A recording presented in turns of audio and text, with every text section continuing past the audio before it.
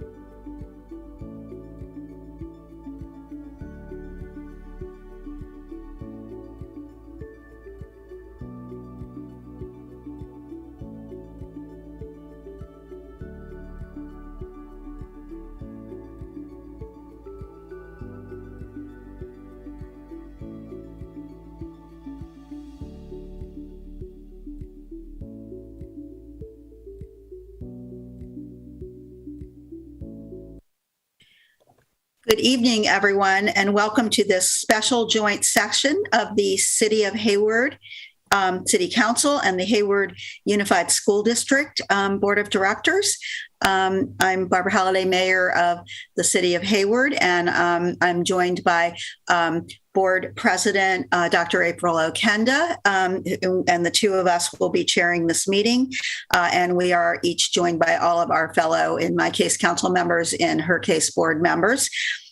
So I'm going to call this meeting to order now and ask for Jenna to please go ahead and give the announcement regarding our interpretation services this evening. Thank you, PIT. I'll put that up on screen.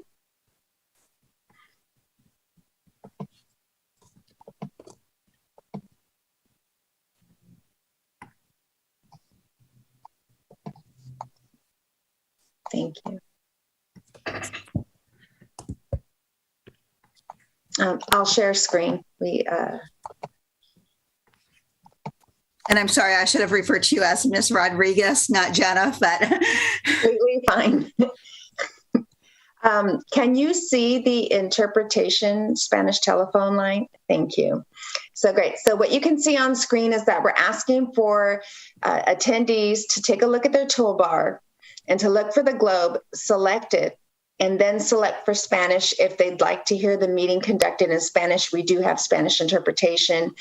We have operators on that line. If for any reason you don't find that globe or it doesn't work for you, there is a telephone number to call. That backup telephone line is area code 727-731-1872. So for Spanish interpretation, if your Zoom tool does not work, it's area code 727-731-1872. That is not a Zoom line. So if you are using the backup telephone number, you may be using your phone to hear the meeting and your computer to watch the meeting, in which case we're asking you to mute out your computer to avoid a feedback sound being broadcast back into the meeting. And we do apologize. We cannot assist you during the course of the meeting with any technical difficulties that you might experience. Similarly, you might see that we do have closed caption enabled, and you'll see what we're speaking on screen in English. That's offered by Zoom in English only. And then on screen, we have ASL interpretation, and they should be spotlighted. If for any reason during a screen share or other circumstance you cannot see the ASL interpreter, then please look to the closed captioning as your guide. Thank you. Señora Quesada, por favor.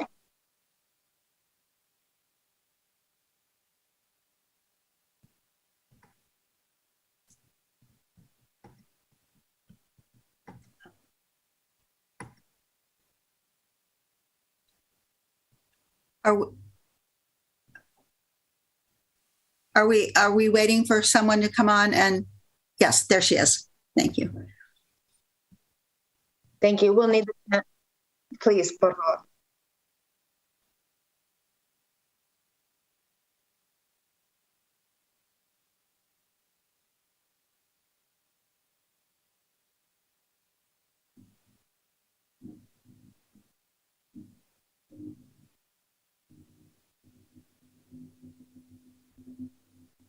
This is the interpreter. I'm not sure if someone else is talking in Spanish, but we do need to add the second interpreter named Maxfield Orr.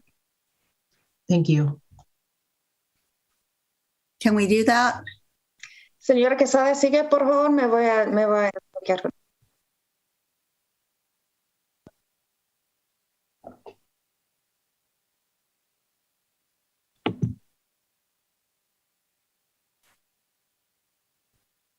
Gracias. Thank you.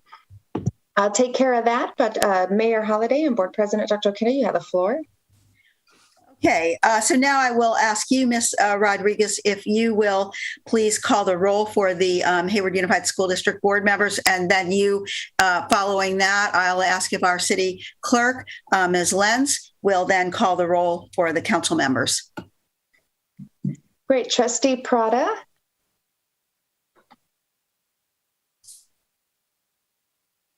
Present. Let me see. Beg your pardon. I'm moving over Trustee Rowden. Clerk Chaparro. Present. Vice President Bufete. Present. Board President Dr. Okinda.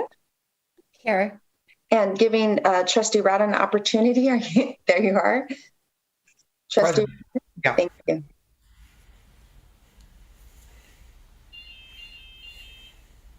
Oh, beg your pardon. And our special guest appearance, Student Board Member Calvin Yang.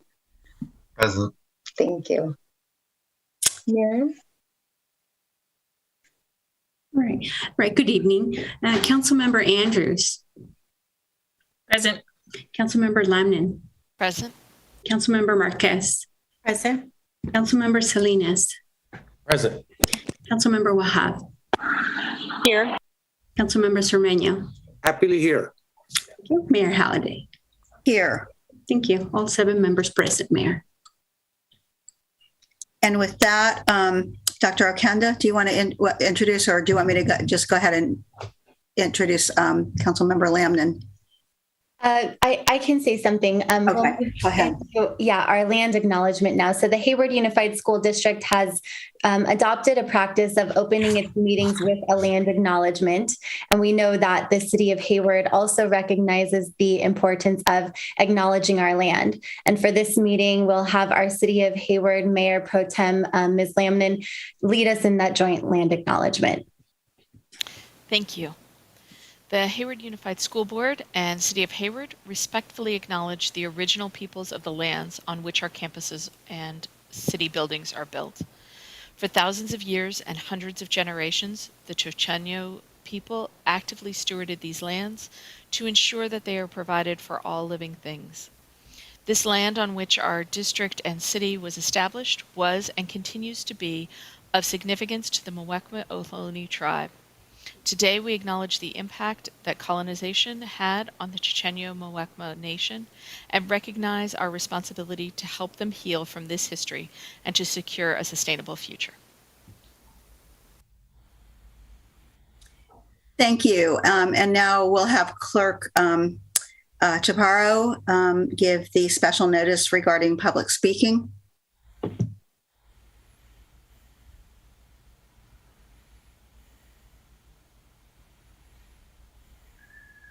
Thank you. This is a special meeting on one item for the benefit of the community's awareness. This means we can only hear from the public on this item that this meeting was specially convened for and are not taking general comments as would be so in regular meetings. The procedural order for public comments on this item will follow after the full staff presentation.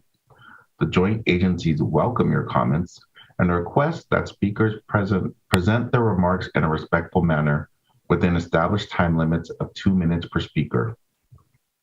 Rules for speakers. Complete your request pursuant to the meeting and notice and at least before the period of public speaking ends using the telephone or online functions. Please wait for the chair to ask for speakers. When it is time, use the raise your hand Zoom application function online to request to speak. If you're attending by Zoom telephone, please press *9 to let Ms. Rodriguez know you wish to speak. Your area code and last 2 digits of your phone number will be called when it's time for you to speak. If you're calling into the Spanish translation line, please let the interpreter know you wish to speak and she will raise her virtual hand on your behalf. Please begin by stating your name. Speakers will be called in the order in which the speaker's requests were received. If the allotted time for the public comment expires before your placement in the order of speakers, you may be denied the right to speak.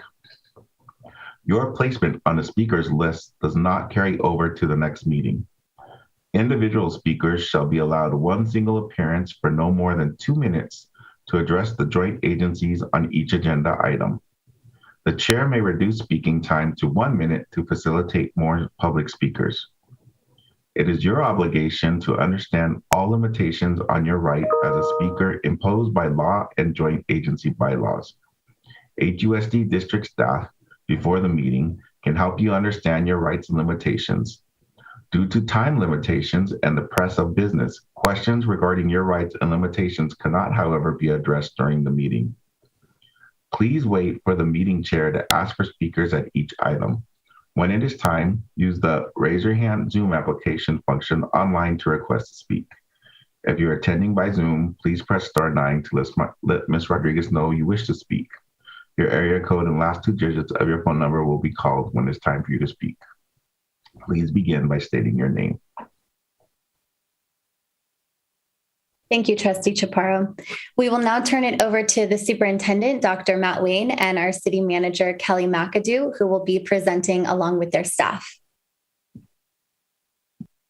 Thank you, Board President Okenda, Mayor Halliday, and all board members and City Council members. Before we start the presentation, Dr. Wayne will do some of the introductory slides, but I wanted to just take a moment.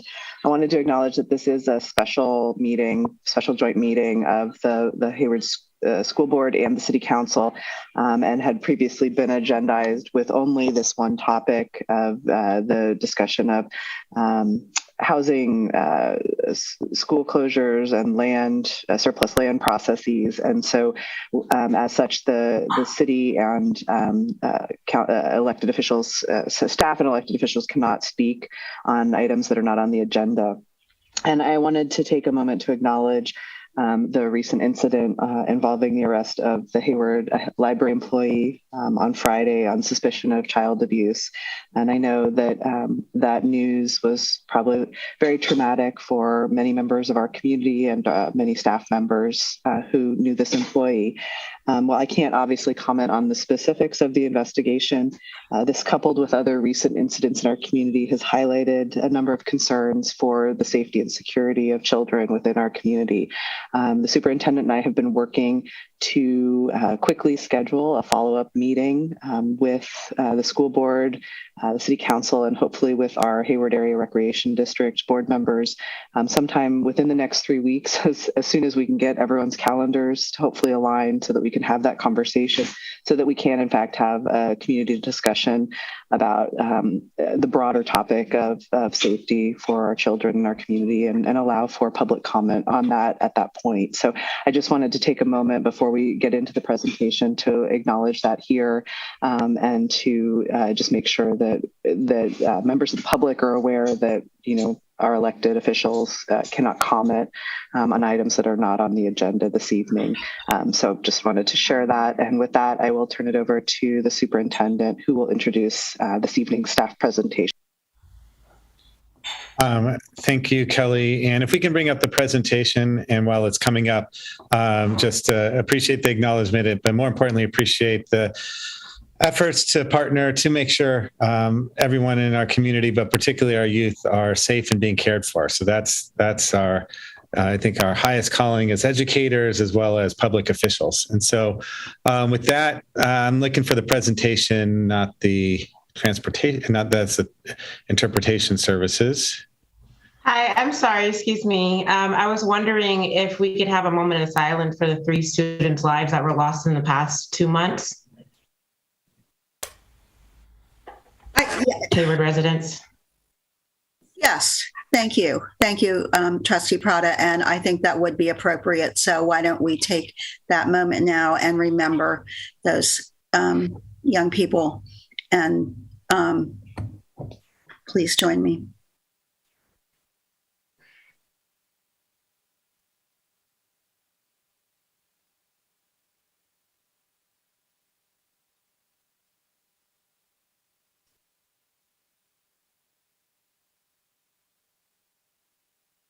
Thank you. Thank you, Mayor. Thank you.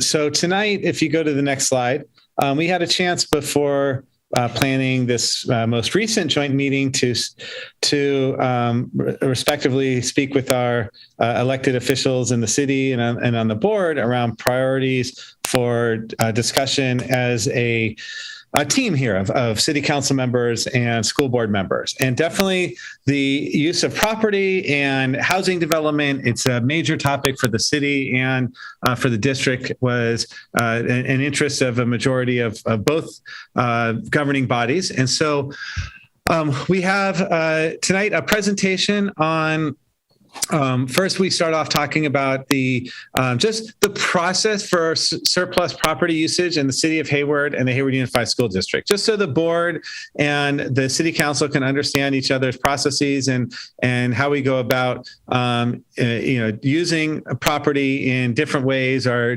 disposing of property.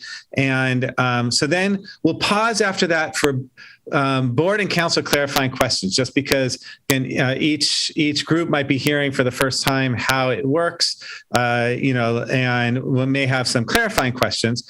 And then we're going to hear an update from the city of Hayward on housing development. Then we'll pause again for clarifying questions. And then the district will provide an update on our land use, and we'll pause for clarifying questions. Then we'll take public comments, and then we'll open it up and have an opportunity for a full discussion of the city council and the board on this topic. And so we expect, each section should be, 7 to 10 minutes. Again, a little bit of time for questions. We'll hear from the public, and then plenty of time for discussion on this essential topic. So with that, we'll go into surplus property rules. And if you go to the next slide, I think we will hear first from the city of Hayward. Thank you, Superintendent Wayne. And I'm actually going to just turn it over to and introduce our Assistant City Manager, Jennifer Ott. She is also serving right now as our Director of Development Services, which is the department that oversees housing development, code enforcement, building inspection, and the permitting process. So she is going to walk through most of the presentation for the city's perspective this evening. And so I will turn it over to her. Thank you, Ms. Ott. Thank you, City Manager McAdoo, and good evening, Council and board members. Happy to be here. The city does own one of my other hats that I wear for the city is to oversee the development of the 238 portfolio property that the city owns that received from Caltrans. And so the city does actually have a pretty active public land portfolio. And so we are very aware of the Surplus Lands Act and must comply with it. So I want to share that we've always had a surplus land. The state has always had a Surplus Lands Act, but it was recently amended in January 2019. So really started to strengthen some of the rules related to affordable housing and offering public land for affordable housing. And that was, as amended, you see here, the Assembly Bill 1486. And so you're really required on any public land from the city's perspective to either declare it surplus and then go through a certain process, or there are a number of exemptions that allow the city to do certain things. And there's a lot of detail here, so I'm not going to go through all of that, but kind of highlight some of the ways that you can exempt property, the ways that the city has been looking at potentially exempting property, but also surplusing it. So if any public land is non-exempt, the property must be first offered for affordable housing. And then if the city declares the property exempt and not surplus for 100% affordable first, projects must meet certain exemptions. And those can range from open space to mixed use to joint powers authority and other affordability, mixed income requirements. Or other local agencies. So there's a whole host of exemptions I'm not going to get into here. So the city, anytime it has public land, it kind of looks at this as to say, what is the goal of the land? What does the city council want to do with it? And does it fit into the surplus or exempt surplus categories? Next slide. So here are just some examples of ones that the city has looked at especially for its 238 properties, but for other properties that it owns. One is a public agency transfer, which can include a joint powers authority. So there are certain types of affordable housing projects, in fact, that use a joint powers authority kind of structure. So that would qualify here. We've also looked at a mixed use exemption. So in some cases, the city council may have priorities to have not just housing, but also commercial use. And because the Surplus Lands Act really wants to emphasize housing, it has some minimum requirements. So sure, yes, you can do mixed use, but you have to have a minimum of 300 housing units. The property has to be more than 1 acre in area, and then a restriction on those housing units. So 25% of those units need to be restricted to lower income households, and they need to be restricted for a period of time. So it's an extensive period of time, about 55 years for rental housing and 45 years for ownership. There's also in other cases where the city's priorities may be to have a mix of income. So not just affordable housing, but also market rate. And there are exemptions that also apply where you can have a mix of incomes. So some of those, but if you kind of declare it exempt under this particular provision, you have to meet certain criteria. So not less than 80% of the area shall be used for housing. 40% of the total number of units of housing need to be made affordable to low income households, and then half of those, so 20% of all the units, shall be affordable to very low income households, and that's for a minimum of 30 years. So these are certain provisions, depends on really the goals that the public agency, in this case, the city of Hayward, has for that particular piece of land, and there are different exemptions. Next slide. So just to kind of what is the process that if the city does decide to surplus the property and say, hey, we don't need this, well, let's offer this up for affordable housing. And the city has done this on certain parcels as well. And as it was already mentioned, that the Surplus Lands Act was recently amended to really strictly prioritize low and moderate income housing. So we would have to send notices of availability to designated housing sponsors, and they actually have to be registered with the state. And so we'd get that list, we'd send out notices, say, hey, the city has this surplus property. Are you interested in this property? If an affordable housing developer is interested, the city must undertake good faith negotiations for a period of time. We don't have to settle for less than fair market value. So there's not a requirement by the state that the fair market value has to be below, the kind of market value.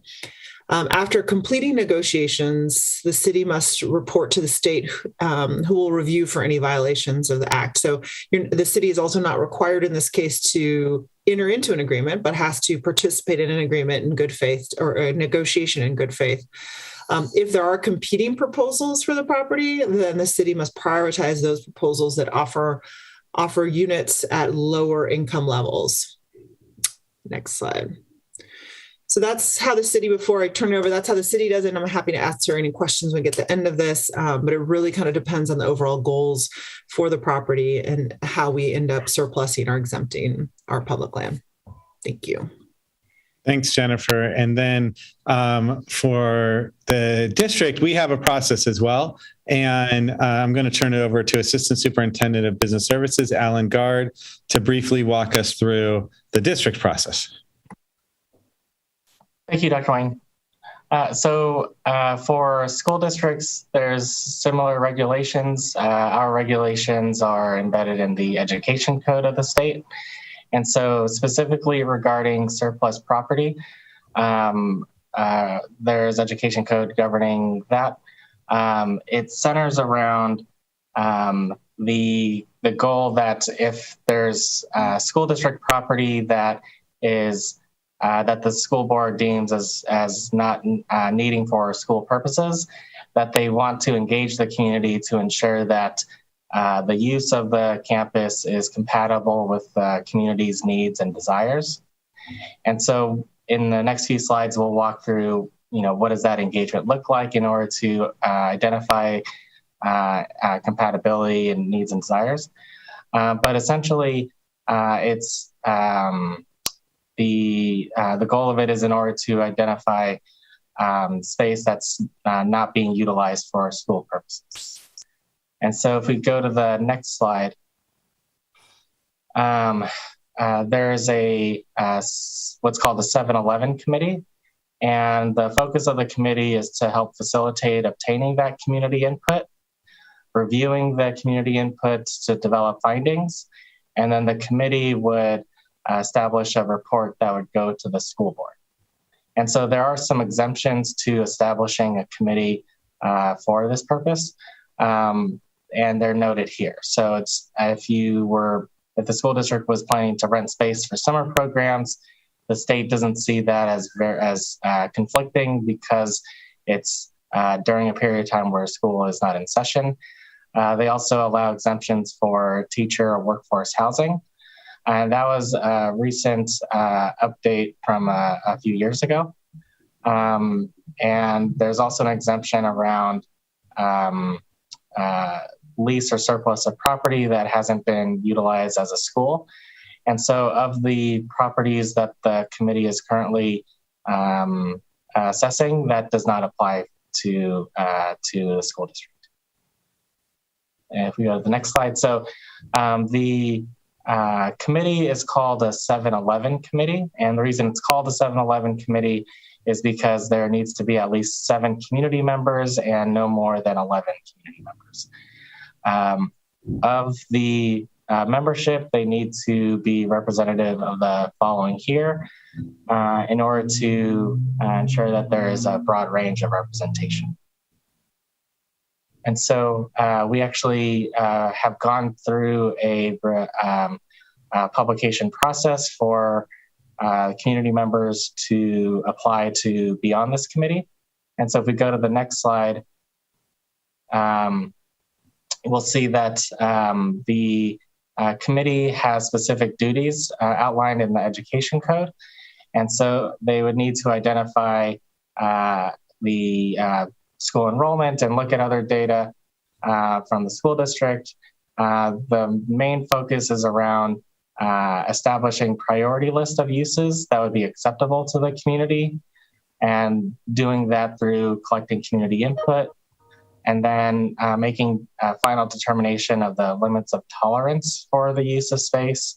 So just a quick example is like, yes, we want apartment buildings, but we don't want apartments that are 20 stories high. And in the report, they would develop a report with the findings and then submit that to the Board of Education.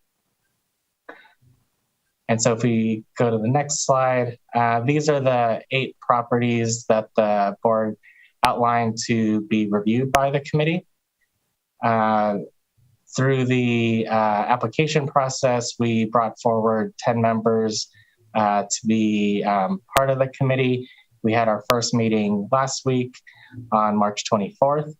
We actually started the meeting similar to how we started this meeting, with the land acknowledgement that Councilmember Lamnon shared.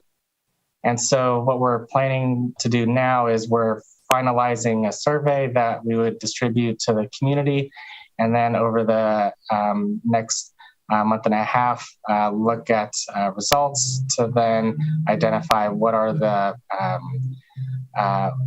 needs and desires of the communities that we then establish a report to the board for.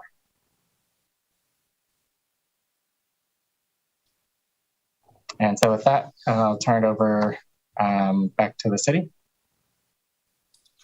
Kelly, are you okay if I just jump in here?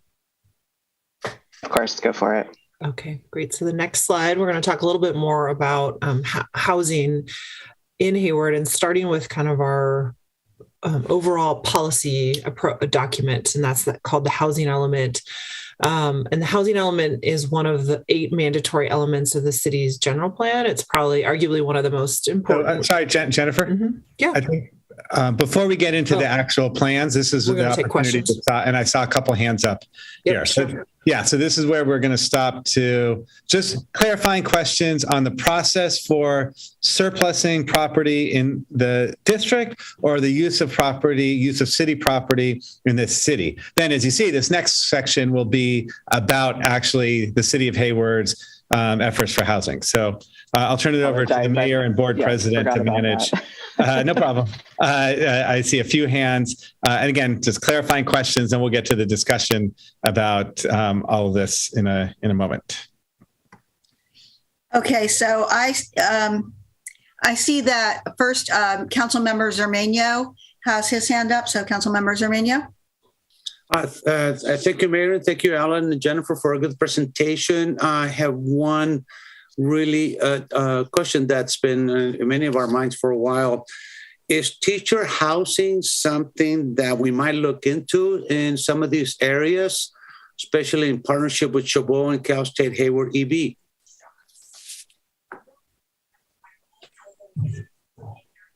Councilmember Zermeño, is that for the city or for school district? It could.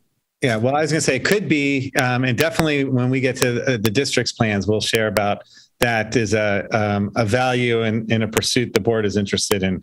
On the city side, is that something? So yeah, I think it would depend a little bit on the affordability levels for the housing, and I think we'd have to be very strategic about that, just given the restrictions on the city's surplus process. Yeah, and it is a little trickier in terms of building it on city land. If there was a transfer, I think it'd be easier to do. But on city land, we'd have to be a little careful of if we were to just restrict it to teachers, with some fair housing issues. But I think there could be a local transfer to the school district. But I just want to say we do in housing developments provide preferences for affordable units for employees in the city. And we are very open and encouraging of developers to market. And we can even strengthen some of those ties to market to the school district's employees and teachers as part of the lottery system for our affordable units. Our teachers need some good housing, so especially accessible. Thank you. Thank you. Next, we have Trustee Prada. Hi, thank you. I wanted to ask the city, this question is actually for the city. The district already is starting a plan to include the local tribal government in how we are planning to use some of the land that we are now vacating of our students. I would like to know what protocol does the city have for including the local tribal government in the land that you guys are selling.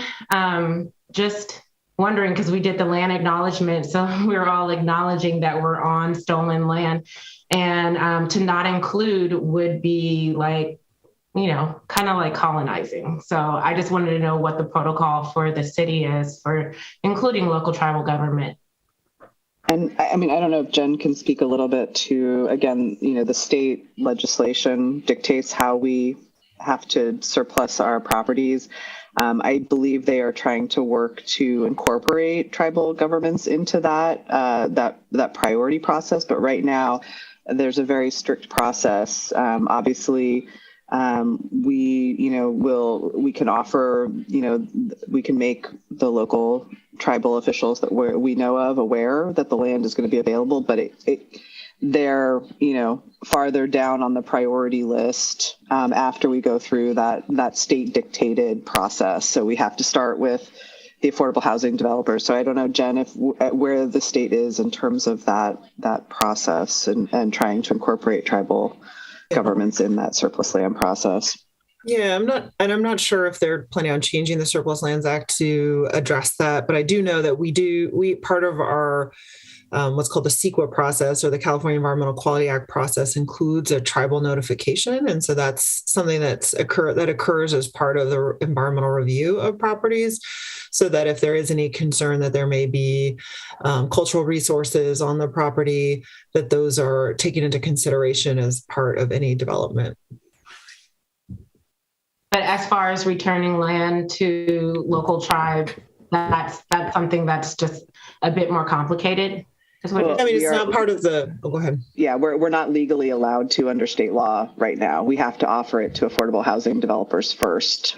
So there's not actually, and we have to go through that list of organizations first. And tribal government or tribal officials and tribal governments are not part of that list of authorized. Recipients of land. So that it's not something that's dictated to us by state law. Okay, but what if the tribe wants to do affordable housing? Then obviously they would register with state as an affordable housing sponsor, and then they would be eligible to be a part of that process. Absolutely. Okay. Appreciate it. Thank you. Thank you. And just a reminder that if we can all try to speak slowly for our ASL interpreters, that would be helpful. Trustee Rowden. Thank you. I just have some clarifying things just so I can understand a little better. And I guess the first question is pretty basic. Help me understand the difference between surplus and exempt surplus. I have 4 questions. That's the first one. Great. So the city has to, according to state law, you can designate your property as surplus, and then there's a very specific process that you follow to offer the property to housing sponsors that are registered with the state for 100% affordable housing. There are other exemptions, and the reason that they're there is because the state acknowledges that there may be really great projects out there that don't fall into this category of 100% affordable, or that there may just be other projects that also meet other public benefits. So for instance, if you're going to use the property for a city purpose or something like that, that's allowed. Or if you're going to include, they acknowledge, and that's why there's that mixed use exemption, that maybe a city wants to have commercial uses too. They don't want to allow cities to just do commercial uses under an exemption, but they say, hey, if you build a bunch of housing and provide a certain percentage for affordable units, then go ahead, you can also do commercial. So the state kind of acknowledges that it's complex and not all public land should fit under this surplus process, that there are really good reasons to be exempted from it, but they have to be really good reasons. And so they really have very specific exemptions about how that could work. So for instance, mixed income, it may be that they're acknowledging it might be really great to have some market rate units to help subsidize on-site affordable, but you got to have 40% affordable to get that exemption. So we're creating a really high bar that creates a lot of public benefit, and you're only allowed to have that exemption if you meet that high bar. And so that's kind of the logic behind the legislation, is that unless you can meet one of these really specific exemptions, then you need to first offer any surplus property or property to housing sponsors. And in some cases, they don't respond at all. So no one is interested in the property. Okay, that's very helpful to me. The second question is, and it's to both agencies, I guess, do you find that HUSD's processes and the city's processes, do they intersect in some way or overlap from time to time? Or not really. I was going to say, I mean, there's definitely... Go ahead, Kelly. I was going to say they do intersect slightly. You know, if for example, the school district decides that it is going to surplus a property and wants to change, because there's a certain zoning that exists on school properties. So, for example, say the school district wants to surplus a property for housing development, it would have to come, the applicant would have to come to the city for approval for rezoning on the property and any environmental clearances and reviews.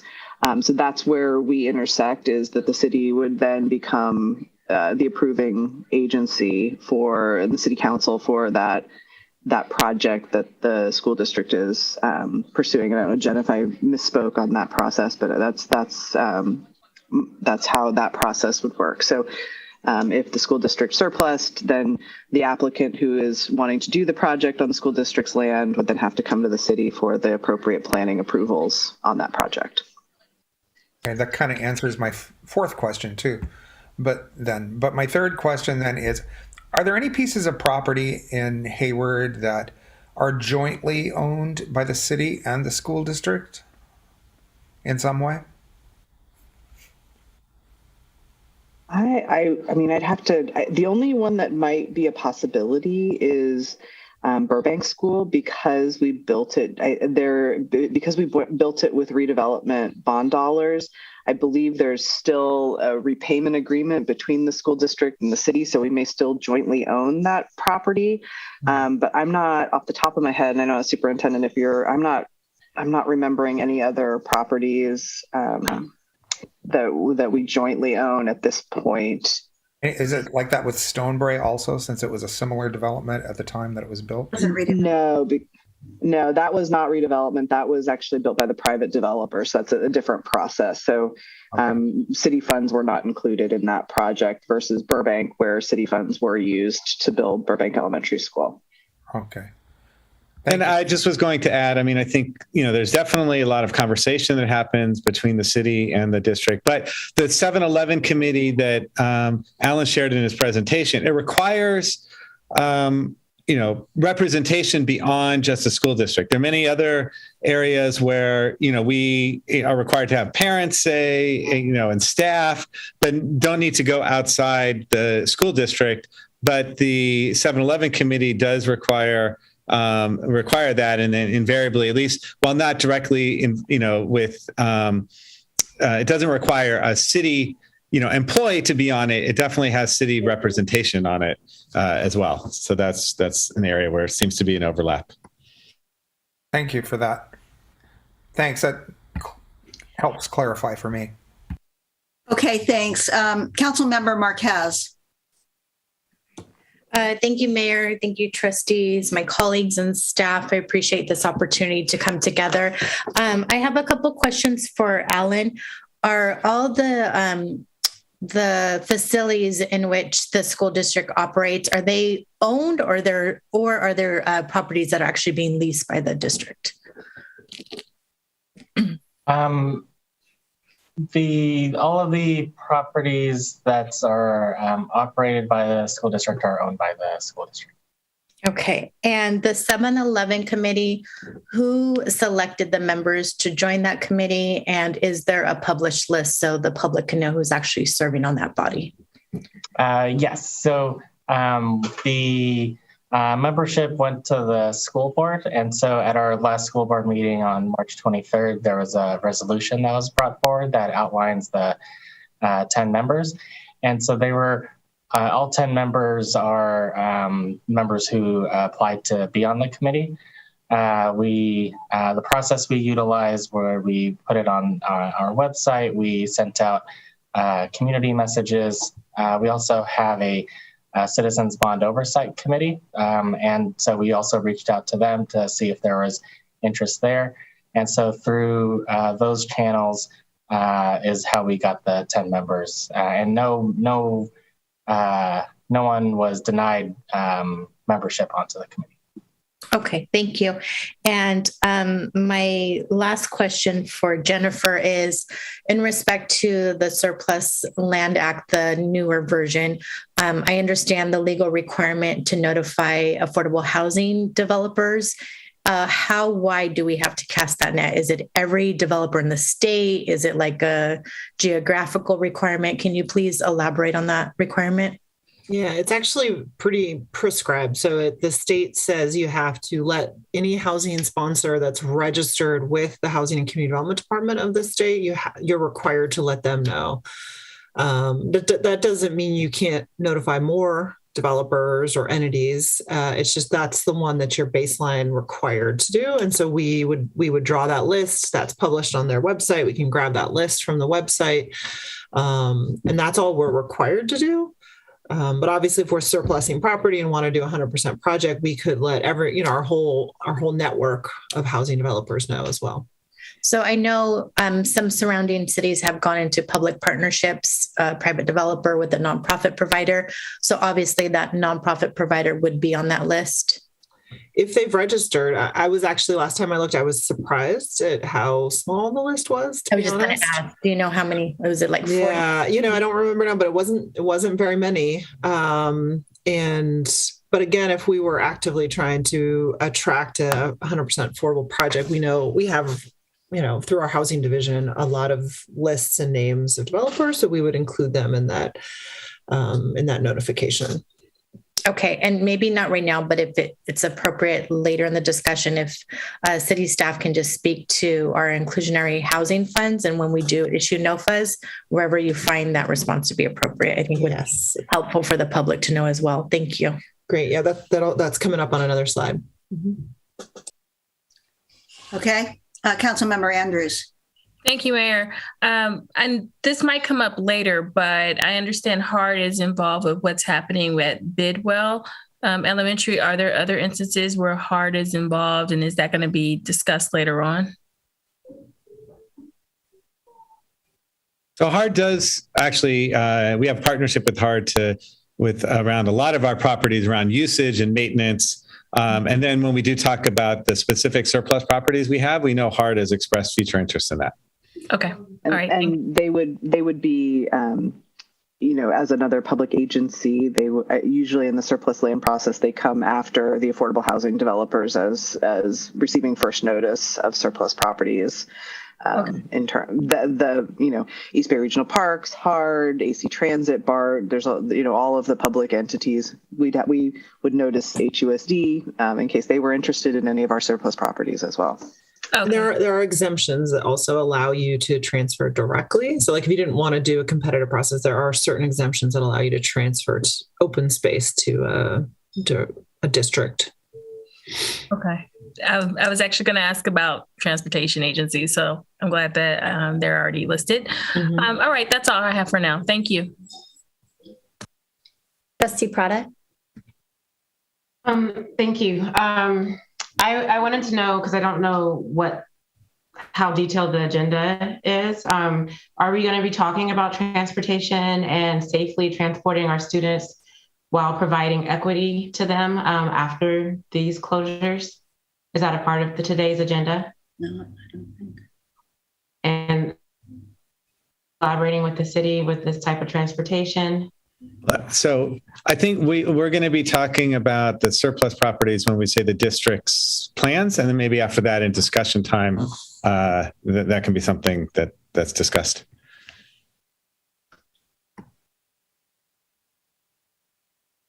Okay, seeing no more questions, I think we can go back to section 2 now of the presentation. Thank you.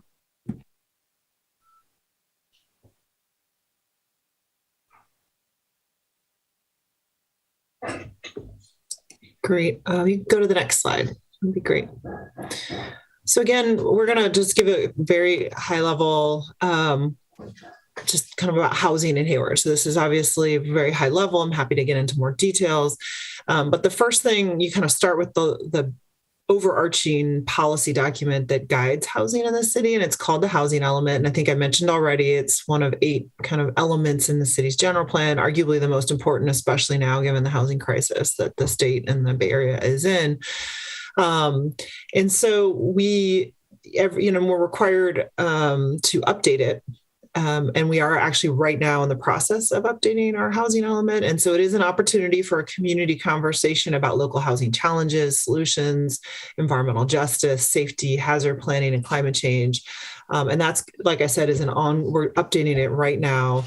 And having all of those conversations with the community and in fact, taking a very kind of extensive approach at community outreach, really taking a different approach. It used to be that a lot of times housing elements, you'd hold a couple community meetings and very few people would come and no one would really understand what a housing element is. And in this case, we're really trying to change our approach and kind of talk to people, kind of take the conversation to the community and, go to farmers markets. We're doing a social media campaign, asking people about their housing challenges and getting housing stories. And some of those stories are heartbreaking. In other cases, they're really excited about someone buying their first home. And so really trying to talk to people and go to the community and go to people where they are, as opposed to asking them to come to community meetings.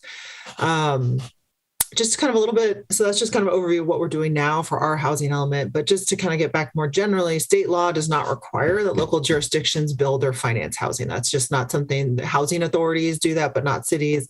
But we do have to plan for it. And that's what the housing element document does, is help cities plan for housing. And if you don't comply with your housing element, or you don't have a housing element that's in compliance, then they're especially increasingly a risk that you are likely to be sued, maybe possibly even by the state or other, affordable housing developers or constituent groups. And the state more and more is tying kind of financial benefits to having a compliant housing element. Next slide. There's also what's called the Regional Housing Needs Assessment, or you'll hear people say RHNA. And every 8 years, and this typically tries to kind of tie in with the housing element process, is the state projects housing need for the entire state and then allocates to each region in the state how many units they're required to build. So the Bay Area, just to give you a sense, is about 440,000 units that are expected to get built over the next 8 years. And really a pretty stark difference than the last round. So over twice as many units, 234% increase over the last cycle. And then next slide, I'll show that by income. This shows you the kind of bright yellow, the 2015 to 2023 allocation is what we're the housing, kind of the RENA allocation that we're in now. About 4,000 units. In Hayward's case, we really didn't have quite as stark an increase in terms of the number of units that were required. In our RENA, you'll see it's now 4,600. If you look at that last column to the right, it's generally distributed, by the different incomes, very low, low, moderate income, and then above moderate. But we are seeing a kind of a larger concentration of those units in the very low. There's really, and you'll hear me talk later that we've done a displacement study as well, and our housing need is really in that very low income category. Next slide. Just this shows you where we are now in terms of our goal. A lot of you don't, so our estimated compliance, I like to look at that, which is kind of the second one over from the right. And we're anticipating we will meet our market rate projection, or what we're required to do. And we're doing a pretty good job of meeting we're going to get close on the low income, but the very low, because it requires quite a bit of subsidy or a lot of financial assistance, where we definitely have a deficiency there. And then moderate income units typically don't have any public financing, or it's very difficult to finance. So we're also have, expected deficiency in that category as well. Next slide. So this just shows you, because there's usually a lot of questions about kind of what does it mean when you say extremely low income or very low income. So I just wanted to put this income chart in here so it gives you a sense. So for instance, a household of 4 at very low income, which is probably Hayward's greatest need, it is a household that makes about $68,000 per year. If you look at low income at 4, it's about $109,000, and that's based on kind of median incomes in the Bay Area and Alameda County. Next slide. So this is where I'm going to talk, I think, a little bit to get at Councilmember Marquez's questions about our affordable. This is just kind of a sampling of some of our affordable housing projects in the city. There's a number of them here, but what you'll see is most of the acronyms at the top, ELI is extremely low income, very low income, moderate income, and then market rate or above moderate income. And to get at what we're doing to try to create affordable units. And it actually does really break down by income. So most of our moderate income or above moderate income units are being built through our inclusionary housing policy. So the city has something called the Affordable Housing Ordinance that allows developers or requires developers to either build affordable housing on site at a certain percentage, or to pay fees that go into the city's local housing trust fund that is then used to help subsidize or pay for 100% affordable projects that all require significant public subsidy and public money. And so most of our moderate income and above moderate income units are being built with on-site affordable housing that developers come in, they want to build a market rate project. We require to have a certain percent built on site. And those are, like I said, through this affordable housing ordinance. Then the ELI, or the very low income and low income, are almost all being kind of built either through 2 ways that the city is really trying to incentivize the construction of this type of housing through our public land. So the 238 properties, there's at least 2 projects that will be 100% affordable projects on the public land, or through using our fees or our trust fund money from affordable housing to essentially help subsidize 100% affordable projects being built by developers like Eden Housing or Resources for Community Development or nonprofit affordable housing developers. And that's how these projects are typically getting built. So it's interesting in that different income levels have different kind of ways that they're getting built using the city's affordable housing ordinance. The city also is taking measures to stabilize rents in the city and to have a stabilization rent stabilization policy and a tenant relocation assistance policy. And so the city's made a number of changes in its housing policies to really try to protect tenants and stabilize the community, especially obviously for tenants, so that we can really make sure that we're not seeing displacement. And we do see from our displacement study, the biggest income category likely are people paying, who can afford to pay $1,250 per month, are the ones that are most at risk most at risk of being displaced in the city. And that's that very low income category. Next slide. And I think I'll just speak quickly to the Covenant House. It's about where this is, I think someone asked about partnerships. This is one that we're very proud of, and working with the school district. Obviously, the school district provided its land, working with Covenant House to provide a transitional age youth shelter. The council actually adopted kind of an emergency resolution to allow this type of use to occur on this property. About, I think everyone, 30 units or beds, I should say, and about 9 kind of HUD approved kind of temporary units or kind of mobile units. And I don't know if the school district wants to talk a little bit more about the Burbank. I think it was mentioned earlier, or City Manager McAdoo, if you wanted to as well. I mean, that's an older project. It was actually, I think, completed in like the mid 2000s, and included not just so basically the city helped to tear down and acquire a lot of the land from the old cannery building that was there, and worked with the school district and HUD to construct the new school site, the park, and obviously a number of new housing units in that area. And that was using the former redevelopment agency dollars and powers during that process.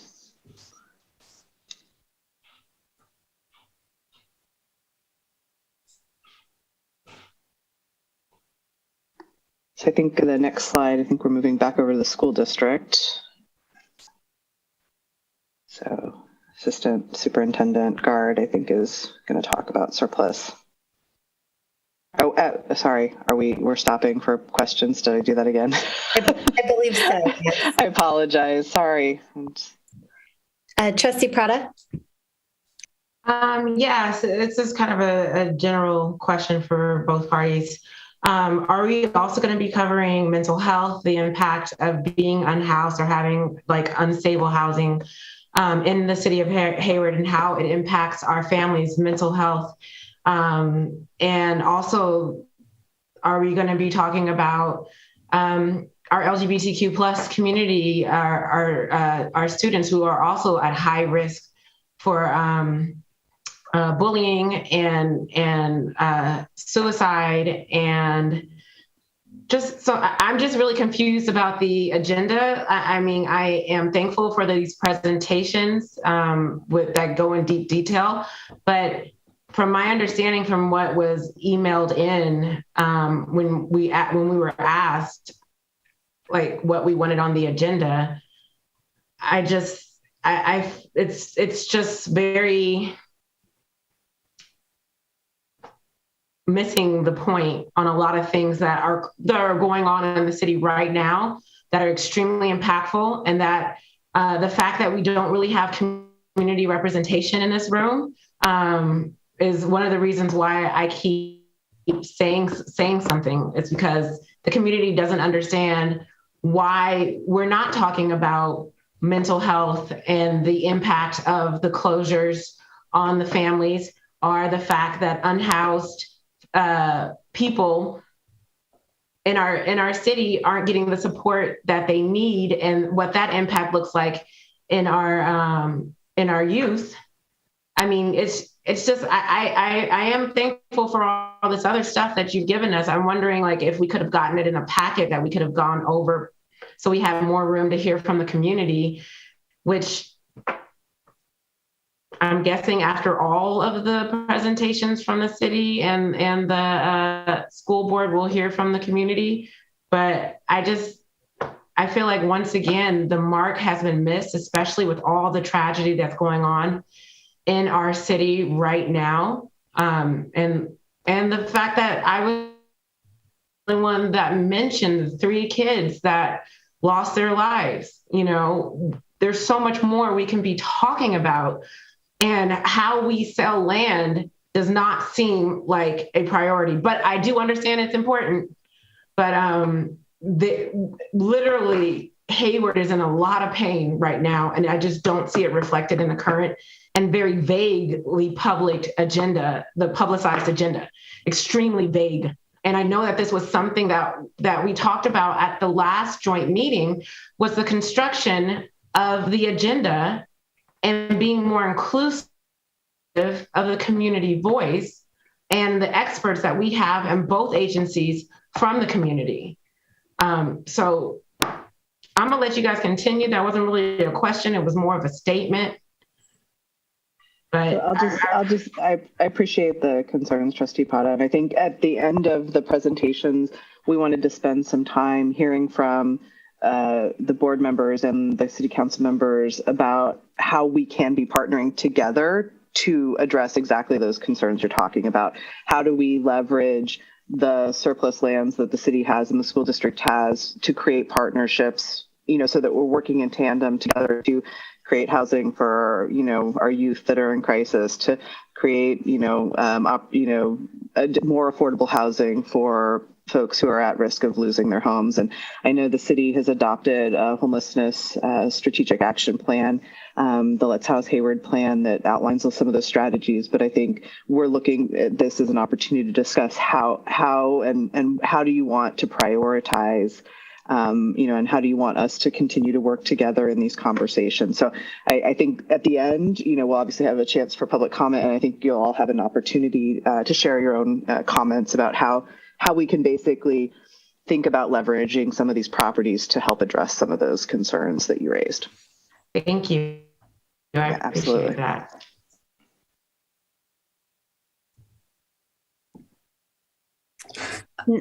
that. Dr. Wayne, were you going to add to that? Okay. Next is our student trustee, Mr. Yang. Thank you. I just wanted to very quickly ask if it was considered, or if this is currently in place, that if families who have children in HUSD or who work in Hayward are prioritized when it comes to affordable housing. Yeah, so the city has to be, for units that we're part of in terms of financing or on our land, we have to be a little careful about restricting it to just like HUSD employees, but we do have a preference system, and that does provide preferences for both Hayward residents and employees. And then every developer that works with the city, either because of financing or our land, was required to have a pretty extensive marketing plan so that we know that these units are being marketed widely and to the people that need the units.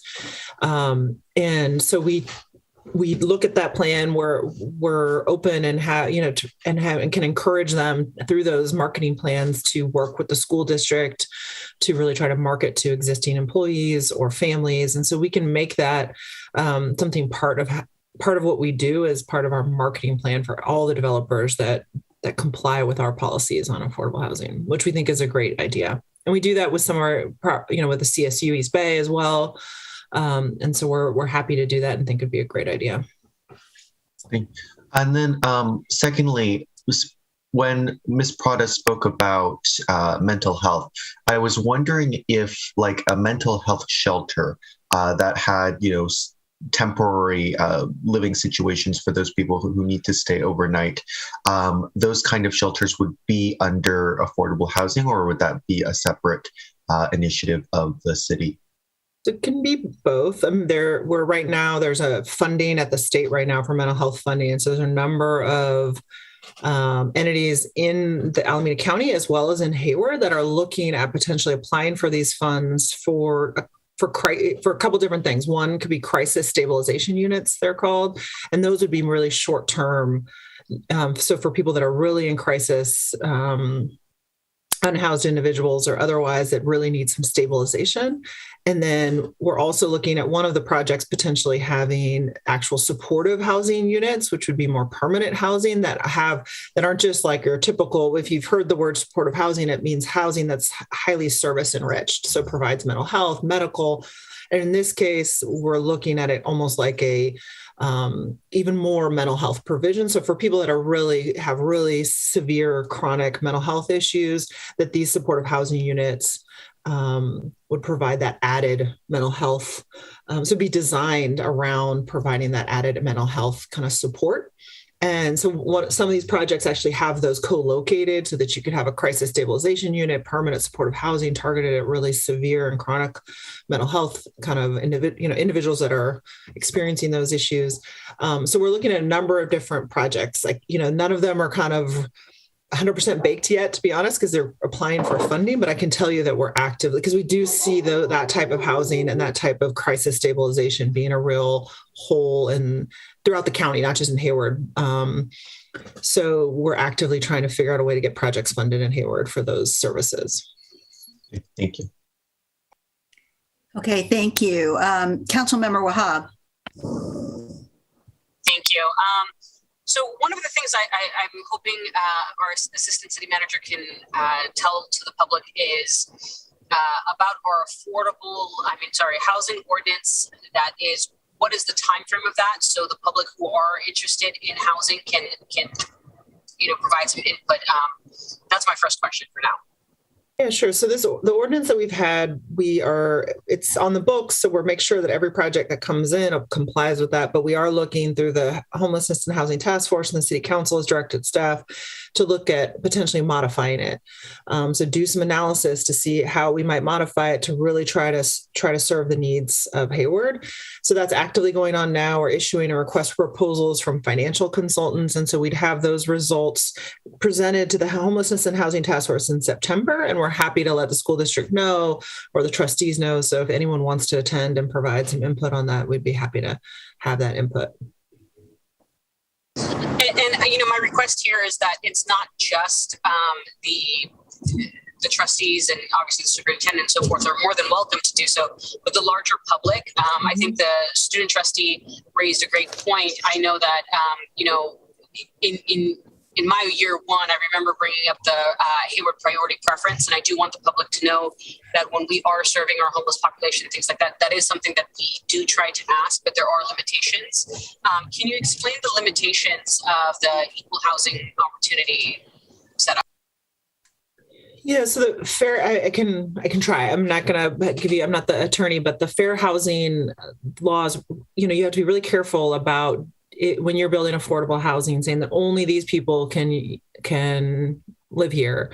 And so when the city is asking developers to comply with our affordable housing ordinance, or we're building on our land and we're then marketing those affordable units to the public, there has to be a fair process.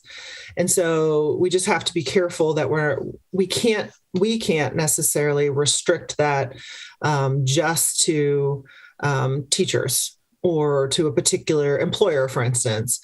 Now, the school district can, if it's being on school district land and being financed through certain mechanisms, because it'd be your land and your kind of use of your property for your employees, but the city has to be a little careful. We have to be careful about that. That said, it is legal to provide preferences to Hayward employees, to Hayward residents, and also to actively market these units so that we're getting a pool of candidates or prospective tenants for those units that hopefully could be some of the school district employees or families. Okay, and I wanted to prioritize that. We always talk about teacher housing, and I want to expand the pool of that. It's not just teachers. Even I say teacher housing, but I mean anybody that works, in Hayward, is a Hayward, City of Hayward employee or an employee of HUSD. So even the janitors, even the the average clerical staff, people that aren't teachers. When we say schools, we just automatically connect teachers to it, but it's obviously both institutions are supported by more than just teachers and regular employees. So I do want to highlight that, and then to the mental health factor, one of the things that I often state is that the reason why we need more stable housing and more stable in pricing as well as rent and rent control and so much else is because if you lease a car, you have more stability in that lease of a vehicle, whether it's 3 years, 2 years, 5 years, purchasing the car, whatever the case, than you do on even rent, where it's year to year, some month to month, which is also not a great deal for the average individual. So I want to stress that as much as possible. I want the public to also provide input. Yeah. So this is about housing. Yes. We're on yes, I'm about to wrap up. I mean, that's good. I'm glad you're sharing. I'm about to wrap up, Mayor. Okay. But I do want the public to be involved in that, because I think that we don't tell them ahead of time that this is coming up. So as much as we're going out to consultants, I want like a survey or something on even social media where people are engaged and the parents of these students. Thank you. Okay, thanks. And, I just remind everybody, questions now and comments like that, hopefully we can have a fuller discussion. So Councilmember Andrews. Thank you, Mayor. The Covenant House project, are there other agencies that you've seen that we can do future projects like that? And is that a possibility of being part of the exemptions that you mentioned? And what is required of the exemptions to be exempted? Yeah, that's a good question. I think in that case, it was school district property. So that was being leased to Covenant House. But there are, we'd have to look at it. There are ways you can exempt for 100% affordable projects. And so we would have to look at it. So if someone came to us with a project to help additional transitional age youth on city property, we would, and it was the council's direction to try to, we could look to see how to do that. We could also surplus it and have them essentially propose on the property as well. But each case is a little different. We just have to look at it individually. Okay. And then I understand the state, we've been working with the state with Home Key for the hotels. Is there any kind of advocacy or any movement on not just hotels, but possibly doing something in partnership with schools if they do have surplus land, to see if there's funds available for wraparound services for projects on school district property? I mean, the city did submit 2 Home Key applications. We evaluated quite a number of other applications, so potential applications that just didn't work out financially. The partners just weren't able to commit to certain funding parameters, but we're definitely, there'll be future rounds of Home Key, and we're certainly open to talking to the school district about any joint projects. And it's not just hotels. I think we're looking at some other tiny home villages. We're also looking at a scattered home site where we're actually purchasing single family homes and creating kind of, going from a 3-bedroom that could house 6 individuals for supportive housing. It helps to geographically disperse the units for supportive housing, and also is more efficient and cost effective as opposed to having to build a whole new unit that can take, a supportive housing project can take 5 years, go through all kinds of hearings. The costs are significant. They're like $800,000 to $900,000 now per unit. Whereas if you purchase a single family home at $800,000 or $900,000, and that's available for 6 units, it can be a much more efficient way of providing supportive housing. So we're also submitted a Home Key application for that model as well. But we're always open to looking at some creative ways to use the Home Key funds. You do have to have a certain amount of match and service money. So that's where a lot of these projects fall down, is not having the ongoing operating expenses for these projects. Okay. And the last question, can you confirm that there is mental health support with these types of projects, including the transitional age youth? If someone from the district can confirm that, and that mental health services are coming with the Home Key projects, if there are some wraparound services, just to confirm for members that have asked about what we are doing right now. I kind of start at least on home key. It kind of depends on the project. If it's supportive housing, then yes, supportive housing by definition is kind of a really highly service enriched type of housing. Not all of them are, have kind of extensive mental health, but certainly they're going to have added kind of resources. They'll be able to plug someone into resources and things like that. But there's kind of affordable housing. And then there's supportive housing. The supportive housing has that extra kind of service enriched, but not just for mental health, but medical as well. A lot of people with significant disabilities or physical disabilities or medical issues. But in any of these projects, you're going to have some additional resources available to people than you would in, for instance, a market rate apartment project. Okay, thank you. Okay, Councilmember Marquez. Thank you, Mayor. I just have one question. Can staff please provide an update to the public on the status of Covenant House? I think we approved that over a year ago. So what's the timeline? Luckily, I asked that question. So I have that here. So let me tell you. So they're currently under review for their grading permit and their building permits. And there's a couple outstanding issues related to fire suppression, fire access that are and some landscaping. So they're getting their final issues resolved. And so we think that really most of them are just on the grading and permit. And then once that's done, the building permits will come very quickly because they're using HUD approved manufactured units. So they're already kind of pre-approved. So the building department doesn't have to kind of review all their plans. But it's typical that when you're putting manufactured units on a site, that it's the utilities and how everything gets hooked up that actually creates the biggest kind of issues. So I'm not saying there are issues. It takes a little time to work through. But my understanding is that they're getting close at finalizing those last issues. And then we can probably issue the building permit pretty quickly thereafter. So they received comments from the city on their latest round on March 8th. And so we're waiting their resubmittal. And then my last question, just follow up to that. Do we know if they've secured the manufactured homes? Because I know there's been a supply issue. Do you know? I don't know. I know that was something that they were very focused on. So I think they have, but I don't know for sure. I could check. Thank you. Trustee Prada. Thank you. I have a question for the city.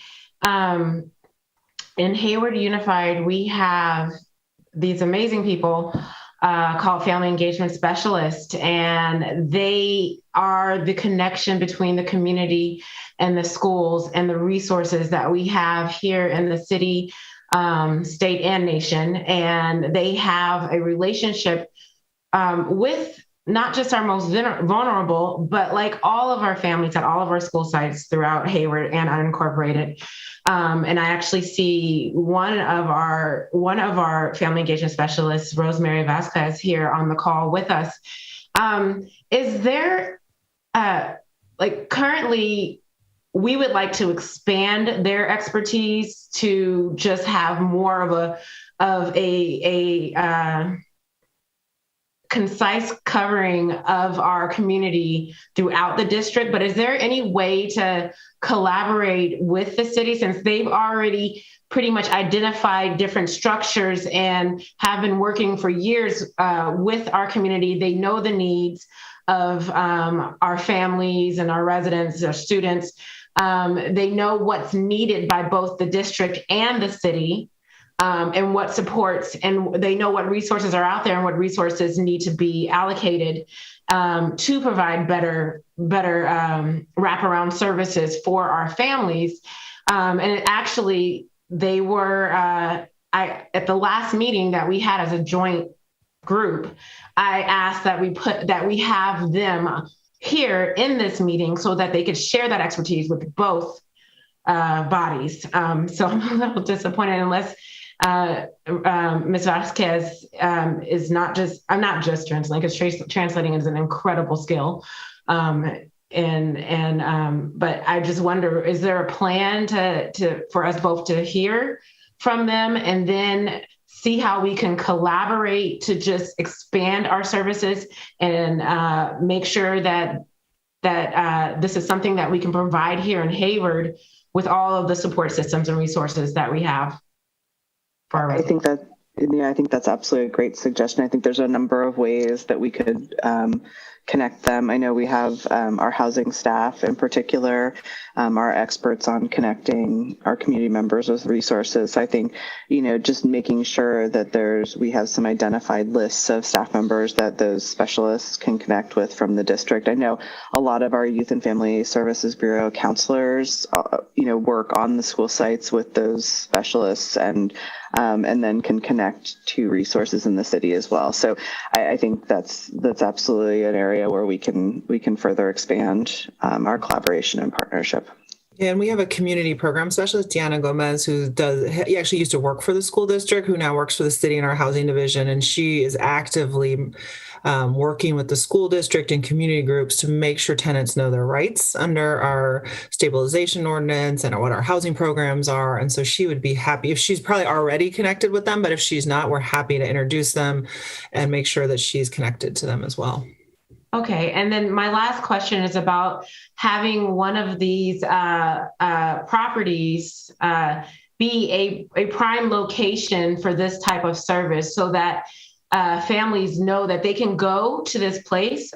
For example, when I'm speaking about the district, I talk about the hub being that location where all of our family engagement specialists and the specialists on the city side can come together, collaborate, and create a space that is a safe place for families to get these resources and have assistance in housing, have assistance in if they lose their job, or they need food assistance, or anything of that sort. So having an actual physical location and building in the city that houses these resources by a combination of these experts that we already have in our community, I think that could be a huge, it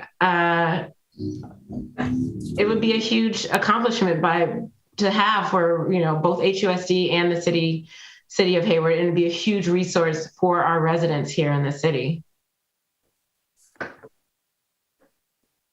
So I don't know if that's a possibility. It's a question. Yeah, I mean, I think the question. It's a possibility. I think the hub came up during the last meeting and the last conversation about how do we enhance the resources that are available there and make it more of not just a school district service center, but an overall city service center. So I think that's definitely something that we can take as a follow-up action to work on. Thank you. Okay, thank you. So now I think we're going to go back and perhaps the final section of our presentation, and I think that is HUSD. Mr. Wayne? Yes, and so appreciate the discussion, the presentation, and the questions around the city's use of land. So the district is just embarking on talking about how we're considering using some surplus property. And so I'll turn it over to Assistant Superintendent of Business Services, Alan Gard, to present our process and what we're planning in this area. Thanks, Dr. Wayne. So if we go to the next slide, first just some key statistics around where we are with use of facilities. And so this information is then helpful for future discussion when we're talking about use of land for the school district. So over the past 20 years, we've actually declined by 25% of our student enrollment. And so we're currently at 18,000 students, where we were at 24,000 at the beginning of the century.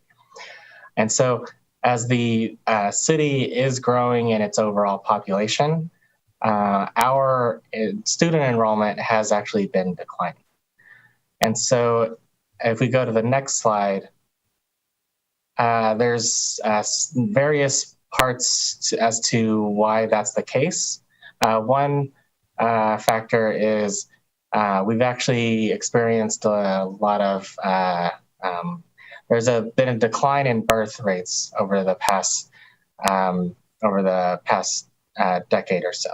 And so birth rates within the city of Hayward has declined by over 20%.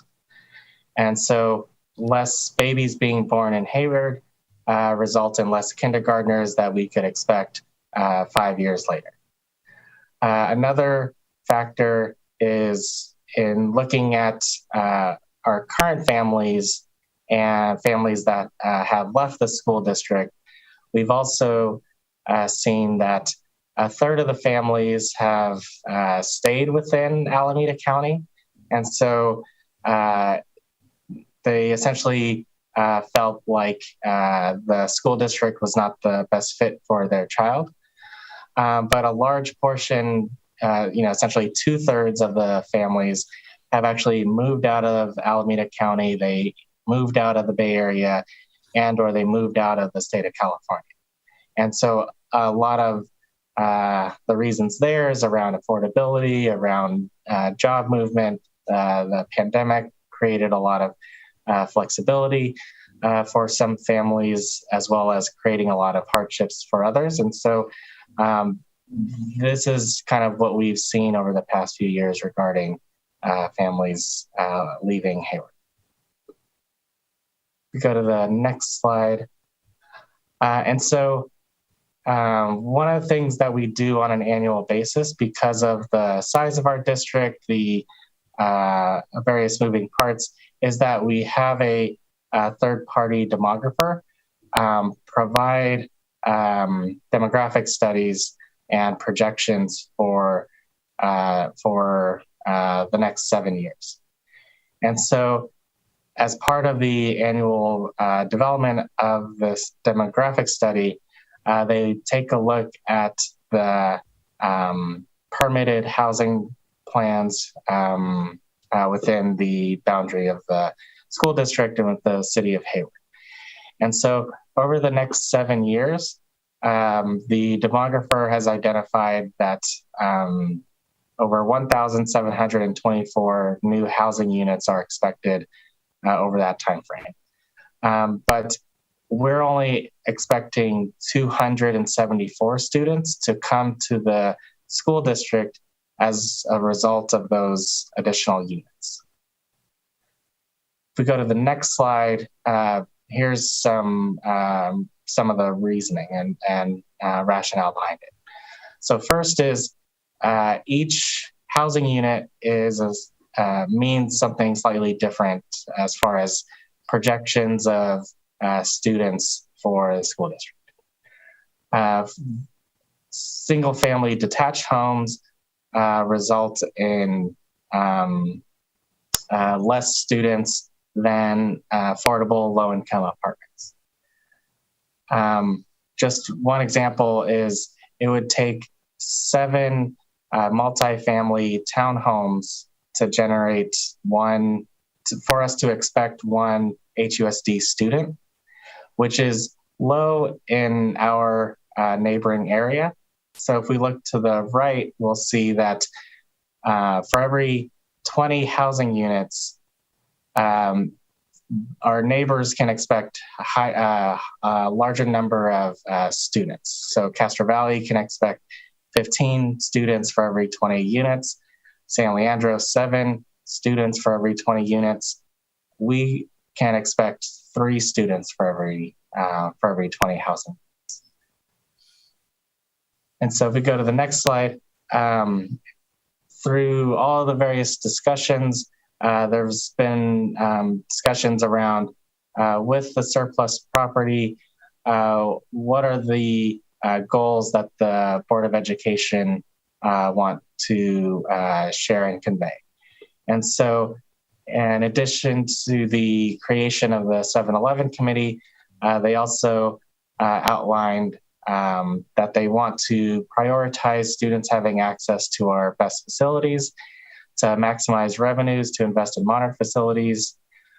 This is brought up before, developing strategies to bring in ongoing revenue and support district goals, such as teacher housing, workforce housing, things like that.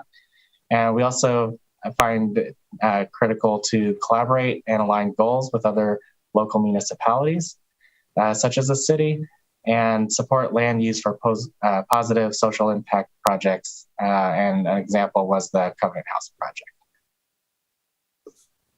And here are just some additional resources for more context. One is just the annual demographic study that I shared, as well as the California School Boards Association.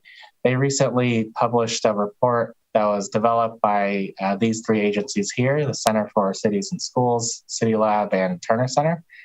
And so they developed an extensive report around property, housing, and how school districts can partner with cities and other agencies around how to best utilize properties and different processes around it.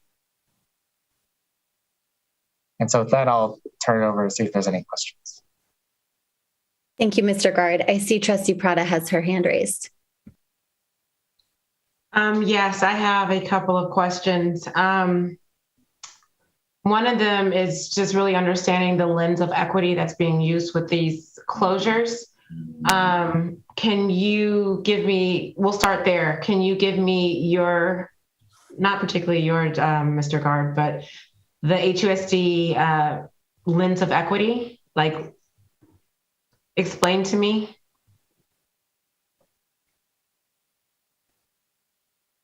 Dr. Wayne can do it if he knows. He says equity all the time. So I'll tell you your question that when the board, so the board decision to close the two schools, you're questioning what was the basis, what was the equity lens that was looked at when making the decision to close the two schools? Mm-hmm. Right. So I think the equity lens that was looked at and what we talked about when the board approved closing this was the fact that we have limited resources in this district. We do not get funded how we need to support our students, both in educational programming and in facilities. And we have $1 billion of facility needs. We have many students in facilities that are frankly, not at the level that they need to be. And we have limited funds to provide the programs that we know best serve students. Like, so when we're talking about equity, programs that are, additional intervention for students, making efforts to provide VAPA programs for students and other programs. And so by making the decision to close the two schools, the board, I believe was supporting the idea that the best use of our limited resources is to have students in schools that the, community spent, tens of millions of dollars on and have those schools at capacity, right? So, a school like Harder was built for 700 students. We want 700 students in that building. And then at the same time, use money, funding that's saved by operating fewer schools to be able to invest in what we value around the programs and supports that are for equity. So, in education, unfortunately, the way we're funded in the district, it's always going to be, we have to make, trade-offs. And here the trade-off was saying, let's target our resources in this area to support those programs, to support students in this way, versus spending our dollars on, on buildings that really, we don't have funding to improve, and spending our dollars, spreading them thin so we can do fewer programs rather than focusing them on more programs and fewer schools. So that was a conversation when the recommendation was presented, and I think that the board engaged in when discussing this and approving the school closures and unanimously approving the school closures. No, I'm not done. Sorry. So what we're saying here is that the two schools, very large properties. I know there was talks of making one a park or something of that sort. Have happy kids, a pretty good community of support, performing well, taking care of our special education kids, and now we're splitting them up. We don't know where the teachers are going, and we're putting them in our newer school sites, but possibly with overcrowding and inequity at those sites. And also, let's see, the modern facilities, which are very nice once again, but I don't believe when some of those facilities were constructed, the people who actually used the facilities, not enough of their voices were on that committee or listened to. And so we have classroom sizes we have teachers who are at the receiving schools who say that they already have overcrowding. And is it equitable to put kids who are in like special education or in crowded places that I'm trying to think of the classroom size? Maybe Mr. Guard can further explain or pull up a map or something of that sort. But we don't have the space in some of our programming, which we value, I guess, and our facilities that are new. And I'm trying to understand this lens of equity, because it seems to me, and correct me if I'm wrong, we're disrupting 2 communities this year, and we can't answer the questions of the experts who have been nurturing these communities of students on placement and safety and security, and also in the programming that we value so much. And it also does circle back to, are we providing a safe place for students' mental health? Sorry. And that was just question 1. So I don't know exactly how you want to do that, because the other part was retaining staff as a priority. And we sent out letters, was it Saturday while we were all at the gala? I think we sent out letters to our teachers. So I just would like to know that equity lens of retaining staff. And then, so I don't know, I'll pause and let you answer. Yeah. So I was just going to say, I just want to be clear that, the schools where students are going to are not overcrowded, where, their enrollment is at the capacity. But I'm going to defer to the mayor and board president if, I feel like, these seem to be questions around the school closure.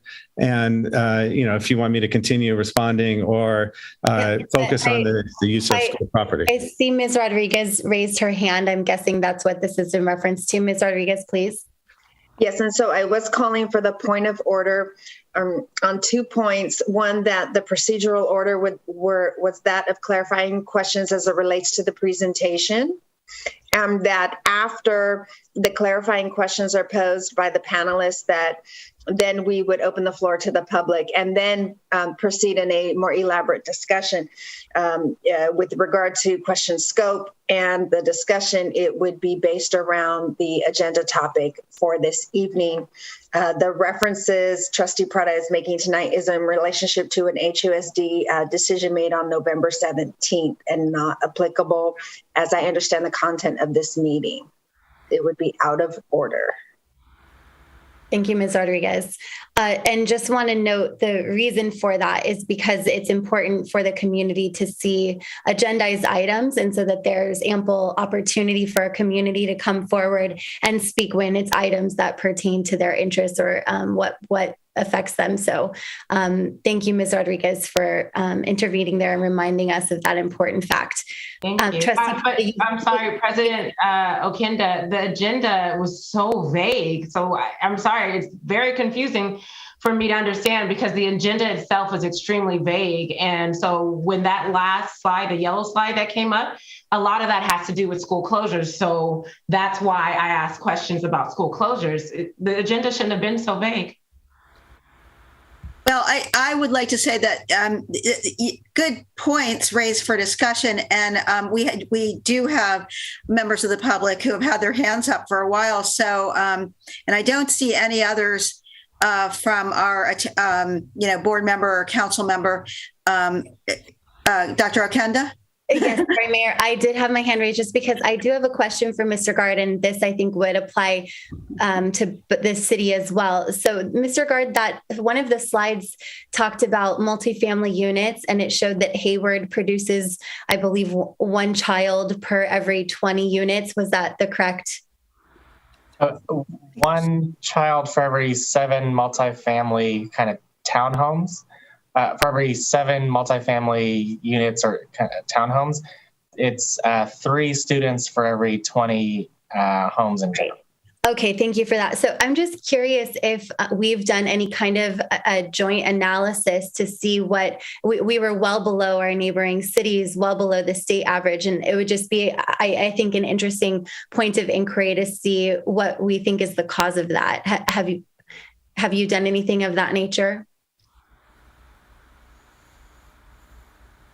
I can just speak that we have not done anything like that on the city side, but I think we'd be happy to work with the school district. I think it would be for both of our benefits, the school district and for the city, in terms of attracting employers and just understanding and sort of for the sort of health of our population and continued stability of population. So I don't know if I just jumped in because I don't know if the superintendent wants to talk about what they've done in terms of analyzing those rationales for.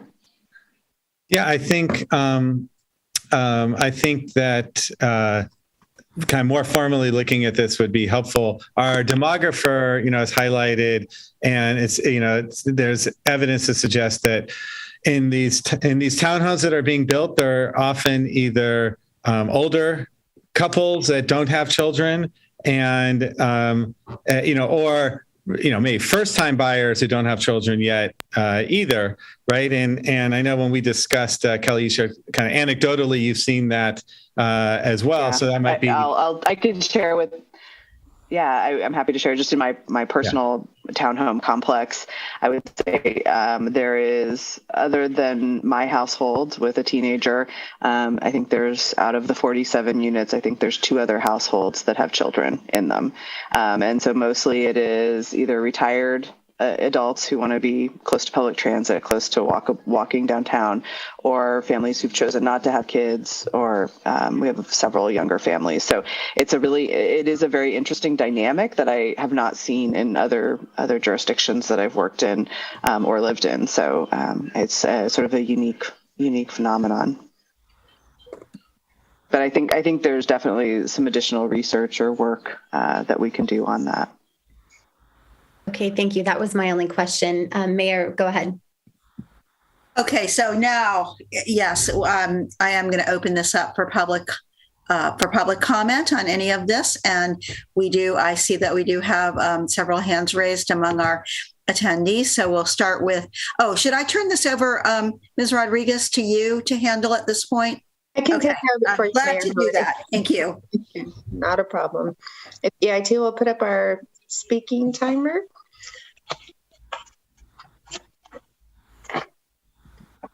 Aaron, did you hear me?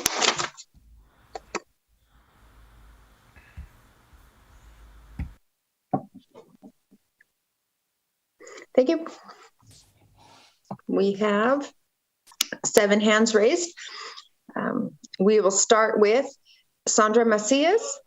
Second caller is Isabel and Raymond's dad. And third is Jesse Gunn. Sandra Macias, your line has been unmuted on our side. Oh, my name is Sandra Macias. Sorry, hold on.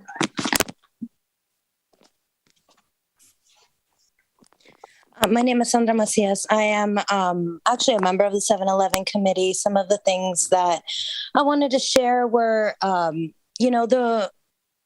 think it's important to have affordable housing for our families. Some of the consequences of not having housing has had a really big impact on our community in terms of losing a lot of funding for our schools. So they're very much tied. If you don't have families that are working class, one, you don't have workers for things that the city needs that we've seen through COVID are essential workers, bus drivers, teachers, restaurant workers, folks that, make your coffee, that deliver your mail, things like that. And so it's really crucial to ensure that we have a working population in the city for the city's economy, and also so that we can continue to fund our schools. I also want to note that 31% of folks not choosing HUSD, that's not a mystery. We have super low reading rates or literacy rates. We have low math rates.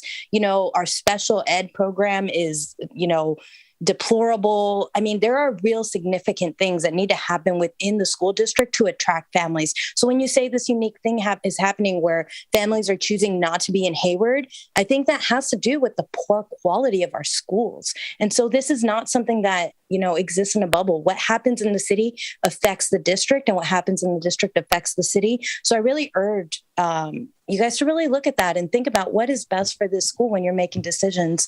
I think that we need to pool our resources and really make a significant change into how we address the community, how we are resolving these issues that are arising in our schools, because just closing schools indefinitely is just not going to be a permanent solution. I also would like, as an unincorporated resident, to say that it would be great for you guys to have these kinds of meetings with unincorporated folks as well. Thank you. Isabella Raymond's dad? Yes. Can you guys hear me? I can. Go right ahead. I'd like to first start off by saying whenever you guys have these long presentations, you really disconnect from the community. We're even looking at the board members, and even the board members, you guys are texting, you're talking to people off to the side. So these long presentations are making people turn off. I also want to talk about when you were talking about low-income housing with these properties and teachers and staff should be prioritized. I'm going to have to disagree. Teachers' salaries, according to the Hayward website, they start off from $70,000 to $120,000, and people like in the district, like Matt Way, make $300,000 a year. So staff's making enough money. That's not the problem. We're shutting down schools because parents aren't making enough money, and they're getting priced out of the Bay Area. So prioritizing staff or teachers, unfortunately, isn't going to help the community and help the real problem. Parents have to move out of town. We can't afford this anymore, and unfortunately, this is on City Council, because City Council could have raised the minimum wage to a livable wage, but some of them own businesses and didn't want to affect their business. So this has consequences. Also, as a Navajo, I want to say Yatahe. I appreciate y'all recognizing Native American land grabs at the beginning of the meeting, but y'all don't care about us. When I tell you to not refer to us as Indians, you still refer to us as Indians. Indians are great people, but they're from India. When I tell you not to celebrate Thanksgiving, that's glorifying the genocide of us. You guys act insulted that you have to hear us, but now you want to use us as a checkbox so you can claim that you're thinking about giving the land to us properly. That's super patronizing. Y'all don't care about us, so knock that off. Yatahe. Jesse Gunn. Hello, can you hear me? I can. Go right ahead. Hello. I'm a resident, lived in Hayward most of my life, and a newer teacher here in the district. One thing I want to say is that a lot of the focus that you all had tonight on low-income housing and providing low-income housing really, I think I heard somebody say that, to buying a home that's a 3-bedroom home and splitting it up for up to 6 individuals to rent out of it individually, that doesn't do anything about families. Unless you're going to rent a single room to a family like I had to live in for a while. My family and I, we rented a single bedroom, not a 1-bedroom apartment, a 1-bedroom, because we can't afford to live in Hayward. And thankfully, we're not currently in that situation, but this is what we are facing at this point. And I think something should happen to our government leaders where we stop pointing at all of the policies that we have done and all of the things that we are currently doing and say, look, this is how we're responding to this by doing the same thing we've always done, despite the fact that we're not in a situation that we want to be. It's the definition of insanity. You have to do something different. We need to prioritize getting affordable homes for families here in Hayward. Just a quick visit on apartments.com, $2,700 for a 2-bedroom apartment here in Hayward. This is unreasonable by anybody's measure. The fact that you have $109,000 per year as you're considered low income, that's insane. We have to do something different here. And so I'm expecting our leaders to step outside the box and think outside the box and do something contrary to what we've always done. Thank you. Thank you. Our next speaker's phone number ending in 306. Your line has been unmuted. For telephone number ending in 306, if you'll press *6 on your side, it should unmute your line.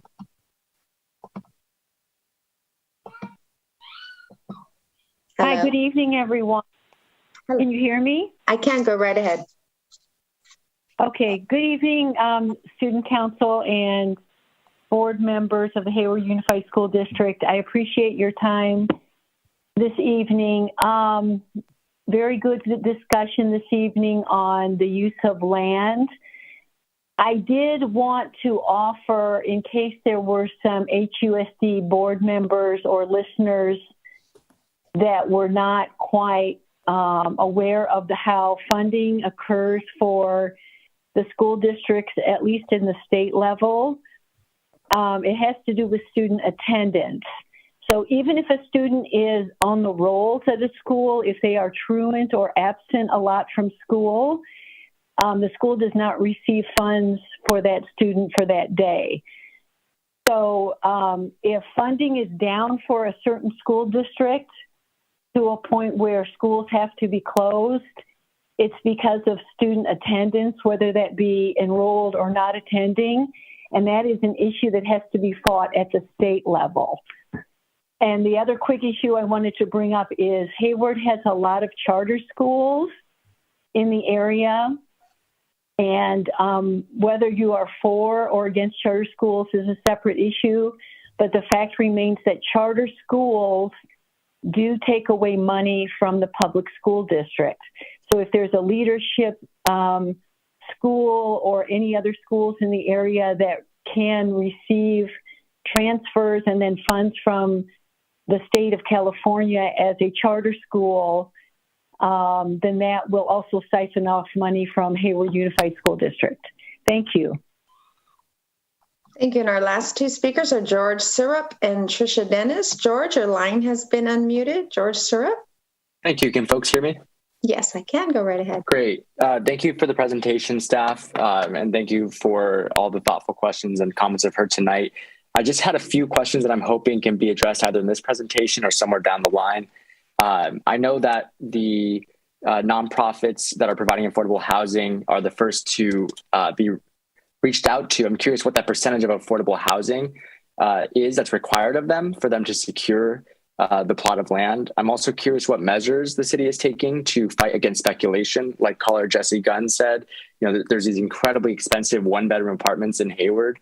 What's to say that we build a bunch of new housing and it's not just sat on for an extended period of time, raising the property values and continuing to gentrify and move our community members out. I'm also curious if land trusts are also able to apply to be affordable housing applicants for these exempt lands.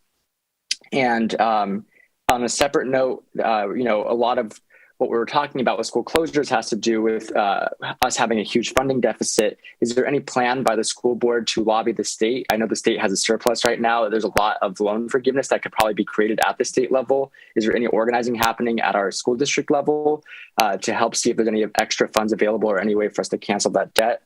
And I think that's all I have at the moment, but thank you again for your time. I hope that these ideas are taken into consideration, and I'd love to hear if there's already some answers to them that I'm unaware of. Thank you. Thank you. And our last caller, Trisha Dennis. Hi, are you able to hear me? I can. Go right ahead. Hello, my name is Trisha Dennis, and I appreciate this airtime. I'm an unincorporated resident of Hayward, proud HIA member, and science specialist. I'd like to echo the voice of the community, especially that of Sarah Prada. Institutional trauma is caused by the action and inaction of the institutions. I've heard other members speak of the importance of making our community attractive, focusing on the ability to grow a family in our community with affordable housing. And I also hear that, the mention of the charter schools that are coming in, and are we lobbying to the state? My final question regarding the presentation is, how did the third party consider the projected 274 students, or the ratio of 3 to 20 within the townhomes? Thank you very much. I yield. Thank you, Mayor Holliday and Board President Dr. Okenda. You have the floor. Okay. Okay. Well, thank you. Thank you for handling those calls, Ms. Rodriguez. And I think that brings us. There were some discussion questions that we had posed as a prompt for the board and the council to consider. You can feel free to use those or not. And so maybe if Ms. Rodriguez could share that last slide just as a prompt. It was in the packet that was sent out, the PowerPoint presentation. So. Great. EIT, if you would share screen on the last slide. Mm-hmm. Not the one with question marks, the one with the actual. No, this one. So, and I think I talked a little bit about this earlier in the presentation. I just want to thank our two staff members, Assistant Superintendent Alan Gard and Assistant City Manager Jennifer Ott for assisting with the presentation this evening. So the questions that we had posed were sort of what additional opportunities are there for partnership between the district and the city as it relates to land use planning and school site reuse? And I think this goes to the comments about the decline in students in the district. How can the city support the district in promoting HUSD with residents and businesses? Are there additional land uses that we should be prioritizing during the 7-Eleven committee or surplus city land processes? And then what's the best way to keep both the board and the council informed as we move through these processes? So I think those were ones that we had discussed as possible prompt questions, but I obviously, we're happy to take any feedback or comments. There were two sort of technical questions that were raised in the public comment section for the city's surplus land process. In order for the city to surplus to an affordable housing developer, it actually has to be 100% affordable project. So that is that affordable housing. And then in terms of community land trusts being approved as affordable housing developers, they do have to be a nonprofit, and then they have to register with the state and get on the list of parties that would be qualified housing sponsors. So that would be how that process would work. So I just wanted to address those two sort of technical, very specific questions about the surplus land process. Okay. Thank you. And now is the opportunity for both trustees and council members to comment on these questions and share their thoughts. I know we've done a little bit of that so far, but people have been taking notes. But and I do see Council Member Lamnan's hand raised. Thank you, Mayor. So sure, I'll jump in. Thank you to everybody involved in tonight's presentation. I appreciate the shared framework in thinking through our land use and planning. Actually, could I trouble you to put this slide back up? I know we like to not be sharing screen, but those were questions I'd like to answer. Thank you. Okay, so in terms of opportunity, I think really looking at shared needs. So obviously affordable housing, I'd love to see use. I understand a lot of it may have to be transitional or temporary, but to the extent that it's possible to talk about ownership opportunities, I'm really open to that discussion, and I look forward to seeing how we can, if that's possible, on the site reuse. I think there are other community needs that maybe haven't been talked about tonight, like there's a need for a grocery co-op, there's a need for some food hubs, opportunities for, as we look at creating, recovering more edible food so that we keep it out of landfills, but also address hunger. There are models that are being talked about, like food hubs, like grocery co-ops, that there's going to need to be space for. We've got some in process, but others that may be needed. So interested in those conversations. And I think the more collaboration I heard some things tonight that are encouraging about breaking down the silos between our two institutions. And I really appreciate that. I think a lot of that happens obviously at the staff level, but we as the 12 electeds can help with that too, thinking about our shared goals, et cetera. And then in terms of promoting HUSD, yeah, I really would like to dig into the question that was raised by Dr. Okenda. It's not news that our district has not been a district of choice for a long time. And that is despite the fact that there are amazing things happening in our school districts. The fact that students at 9th grade are mapping the human genome, I've always found amazing and fantastic. And so how we promote those things, absolutely.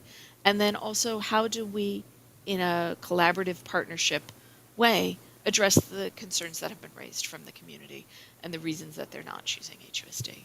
And I think we can unflinchingly and without blame actually dig into those conversations. And so maybe that's, I know our next HLAC will be talking about student safety, but perhaps the one after that could dig into this topic.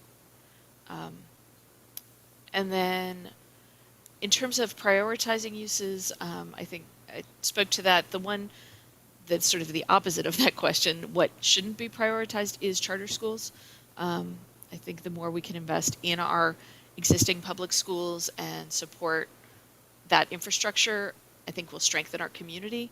And so my hope is that for the sites that are not being used, that we're really looking towards community needs, other community needs, as opposed to competing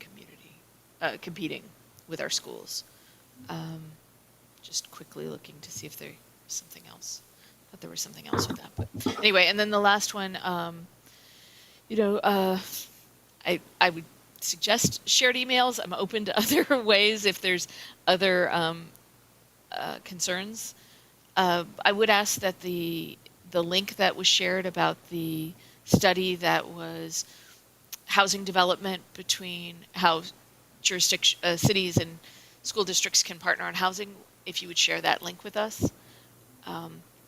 Certainly informational reports. We don't always have to have a meeting to have information shared with us. So just a quick update is great, or those can even be verbal. And then I think, as I say, every time we talk about these two entities coming together, we do have the HLAC structure. And so to the extent that we can use our local agencies committee, I think is a great place for us to dig into things on a regular basis. Thank you very much. Okay, I think next we have Councilmember Andrews. Thank you, Mayor. Thank you, staff, for the presentations. And I just want to let the public know that we were really focused on this really important topic of surplus properties, land use, and what will happen next in terms of what can we do more in housing and affordable housing. Does not mean that we don't care about all the other issues that are happening.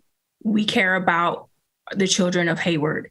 And I just want to acknowledge that there is a lot of pain and it is hard to focus on items like this, but just rest assured that we will be talking about these topics and we will be figuring out how can we work better as governmental agencies to protect children.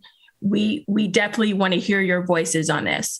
So please reach out to us if you have any information about what's happening, that you see that something is happening right now. You all have power to let people know what's going on in your community. And if you see something that's not right, please connect with us so we can figure it out real time.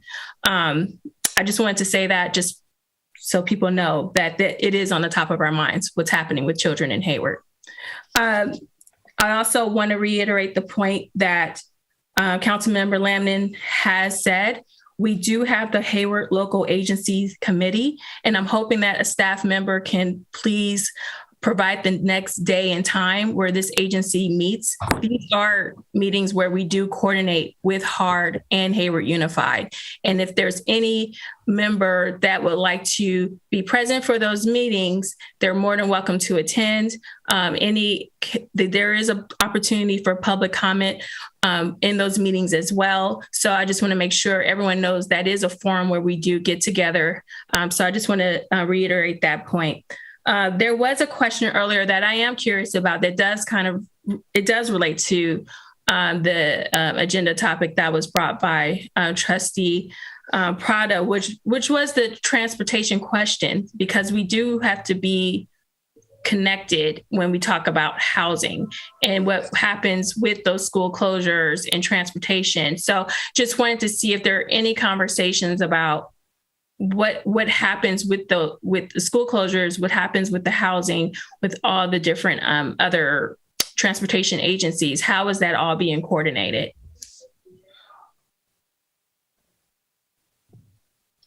Can I jump in for a second? Yes, and I could too. Could you? What was the basic question, Councilmember Andrews? Because there was a previous question about transportation, and it does relate to housing, and it does impact, our formulas of parking. Ride share is a feature of housing. It's part of our land use. So I just wanted to hear if there was a response to her question earlier about how does that work when we do have school closures and they're all connected. Yeah. So we can share a bit about transportation, and just to know, we have a policy right now. The district has a policy of transporting students who live. We transport special education students based on program need. We transport students who may have been redirected because there was not space at their home site. And then we transport students who live 1.5 miles from the school. And we transport students and who request it. And then we also transport students for our World House program. And so, even after the school closures, we updated our boundaries and shifted boundaries to get them overall more aligned with, different neighborhoods and the attendance patterns we've seen. So I believe, Alan, it's over 90% of our families live within 2 miles of our schools, correct? And so, that is correct. Most family, even with the changes to the boundaries, most families are living within that space. And so that's the, so we're applying that same process and that same criteria to, we haven't changed that criteria with school closures. And then we'll see what the transportation requests come in and see if we need to make any other special considerations. I don't know if you wanted to add anything on that, but do want to say is still we have a lot, majority of our parents and families are living within 2 miles, which I know for some is not, there's some who obviously lived right next to the school that are going to have to change, but overall, families are still within, in an area close to their school. Yeah, and just two things I'd like to just add to it is we've worked hard to identify ways to recruit additional bus drivers. And so we've been able to recruit additional bus drivers even during this shortage to where we have more than we've had 2 years ago. And so we're better prepared today to help respond to some of the needs that we're anticipating. But based on what we've seen as well as the boundary shifts, we're not anticipating a dramatic change as far as the transportation requests. And Mayor, I would just also, sorry, Councilmember Andrews, I know, and maybe I know Councilmember Lamnon and Councilmember Zermeño sit on the ILC, which is a committee that coordinates with AC Transit, and Councilmember Lamnon had indicated that this had been a topic of discussion at the most recent meeting. So I don't know if everyone would like an update on that conversation as well with AC Transit. Councilmember Lamnon. Sure, just very quickly. Thank you. So yeah, HUSD and AC Transit in the city were all at this joint committee a couple weeks ago. And one of the challenges for AC Transit is that they have to have the schedules set about 6 months in advance. So HUSD staff indicated that they were now more connected with AC Transit. I know there's been collaboration in the past, but just kind of refreshing that relationship so that for students that either aren't eligible for busing or are using public transit, that those schedules can be coordinated to also help get students to and from campus. And I would add that also there is a program from the Alameda County Transportation Commission that's been operating for a few years now, and all Hayward middle and high school students are eligible for free student transit passes. And I hope that is being communicated to your district residents and to the students and their parents. And also there's, the city needs to do a better job, and we really are trying right now to improve there is also an Alameda County Transportation Commission program called Safe Routes to Schools. And it does involve site assessments. We know we have problems at school sites with people dropping off kids and whether that's always safe. We need to do more to slow people down, to slow drivers down, especially around school sites. And we're trying to do that in different ways with traffic calming measures. And I would like to use cameras, but the state doesn't allow that at the moment.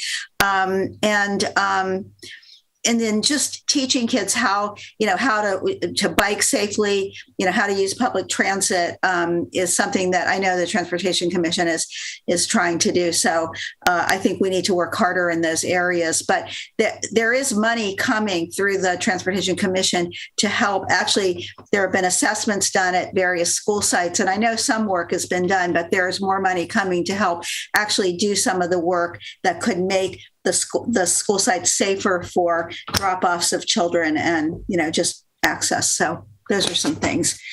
So Councilmember Andrews, we'll go back to you. Okay. And thank you for your comments to that. I just want to also remind the public that the housing element, it will look at the ways we're addressing housing. And this also is another opportunity for you all to have input on what we would like to see in that housing element. And I know one of the things that I'll be looking for is seeing what can we do in changing of use of other uses so we can allow more housing. Also looking at other agencies and organizations that can build housing. I know one of the difficulties affordable housing developers have is the cost. It's the construction, it's the supply chain. And then there's a complicated nature of how you have those percentages to hit that sweet spot of being able to include affordable housing and being able to afford the land. Affordable housing is one of the most difficult things you can actually figure out in terms of a pro forma, in terms of understanding how can we make these projects pencil. And so I want to see from the city and coordination with the school district is, are there other players out there who have figured out how do we get more housing in an affordable way? Not just affordable housing developers. So talk to more Covenant houses that are out there who are doing these specialized housing projects that are targeted to populations of a very specific need that we are also seeing in Hayward. So I would love to see more of that. I would love to see more partnership with other agencies and organizations like our churches, where they can also provide input in understanding the population that we're serving, who can also provide wraparound services when we do have increased housing on these surplus properties. And wanted to see if there was also a way that we can also talk to people that we're seeing empty retail storefronts and seeing what can we do there as well in partnership if it's next to one of our properties, and see if there's any kind of collaboration we can do. So those are some of the ideas that I would like to see happen moving forward. And again, just want to remind the public that there are more opportunities for you to come. It's going to be the housing element. It's going to be HLAC. And of course, you have every city council meeting, every Hayward Unified meeting to provide your input. And thank you. Thank you for that. Thank you. Council members Armenio. Mayor, thank you. Thank you to both staff for a very good presentation. Quick note on AC Transit. They would have been more concerned had the closings been geared towards high schools, but since the closings are geared towards elementary school, they're not as concerned. They are student-centered because they opened up Line 60, which connects Chabot to South Hayward BART. So that's something that's a triumph of sorts to the Chabot College students. The presentation today gave me four things stood out for me. Number one was that Hayward families, Hayward teachers, Hayward employees, newly masters and PhDs really need more affordable housing in Hayward. So I think that's something that we are working on, but we need to work on some more. Colleague Andrews mentioned a couple of points to this, and I agree with her. So we need to ensure that we do more accessibility. We have plenty of market. We have a couple of senior projects coming up, but of course we don't have any senior teachers at the moment who need those. Number two, this is a good a good partnership. This collaborative that we're doing, I think is tremendous. I think it should continue. We meet, there's a committee of both groups that meets, but I think we need to have these public forums. I would encourage us to perhaps meet in a community center someplace, whether it's Jimenez Community Center or one of the Heart Centers. That would be tremendous.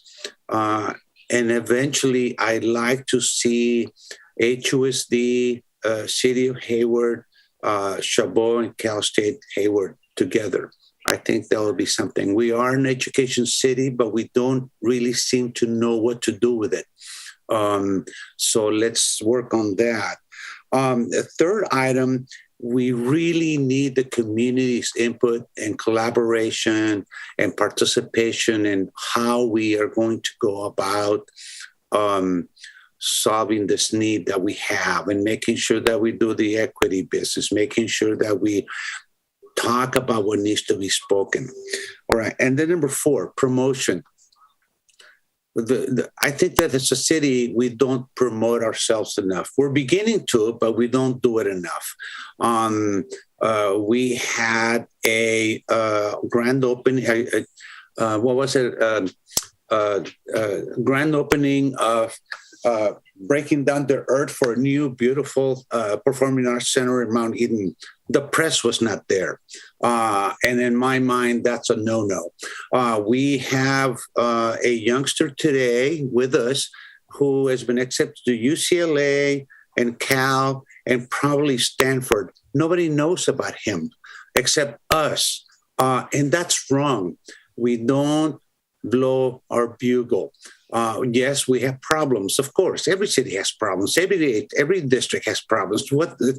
I have problems. But, we need to ensure that we work together on talking to people, telling people what we do. So let's consider when we meet together again, let's consider how we can tell people about what's positive about Hayward, Chabot, HUSD, and Cal State Hayward. Our airport is tremendous. So there are quite a few things that we need to do. All right. So we highlight on the positives, but we do not forget the negatives that need to be worked on. And with that, I thank you, and let's continue doing this, please. Thanks a lot. Thank you. Trustee Prada. Yes, I agree with Councilmember Zermanio that this is a very unique meeting in the sense that you have your full council and you have your full school board here. You have your city manager, you have your superintendent here, and you also have the cabinets from both parties. So while I truly appreciate the other committees and groups that we have, this is a unique opportunity to have everyone in the room. And really the only part we're missing is the community voice.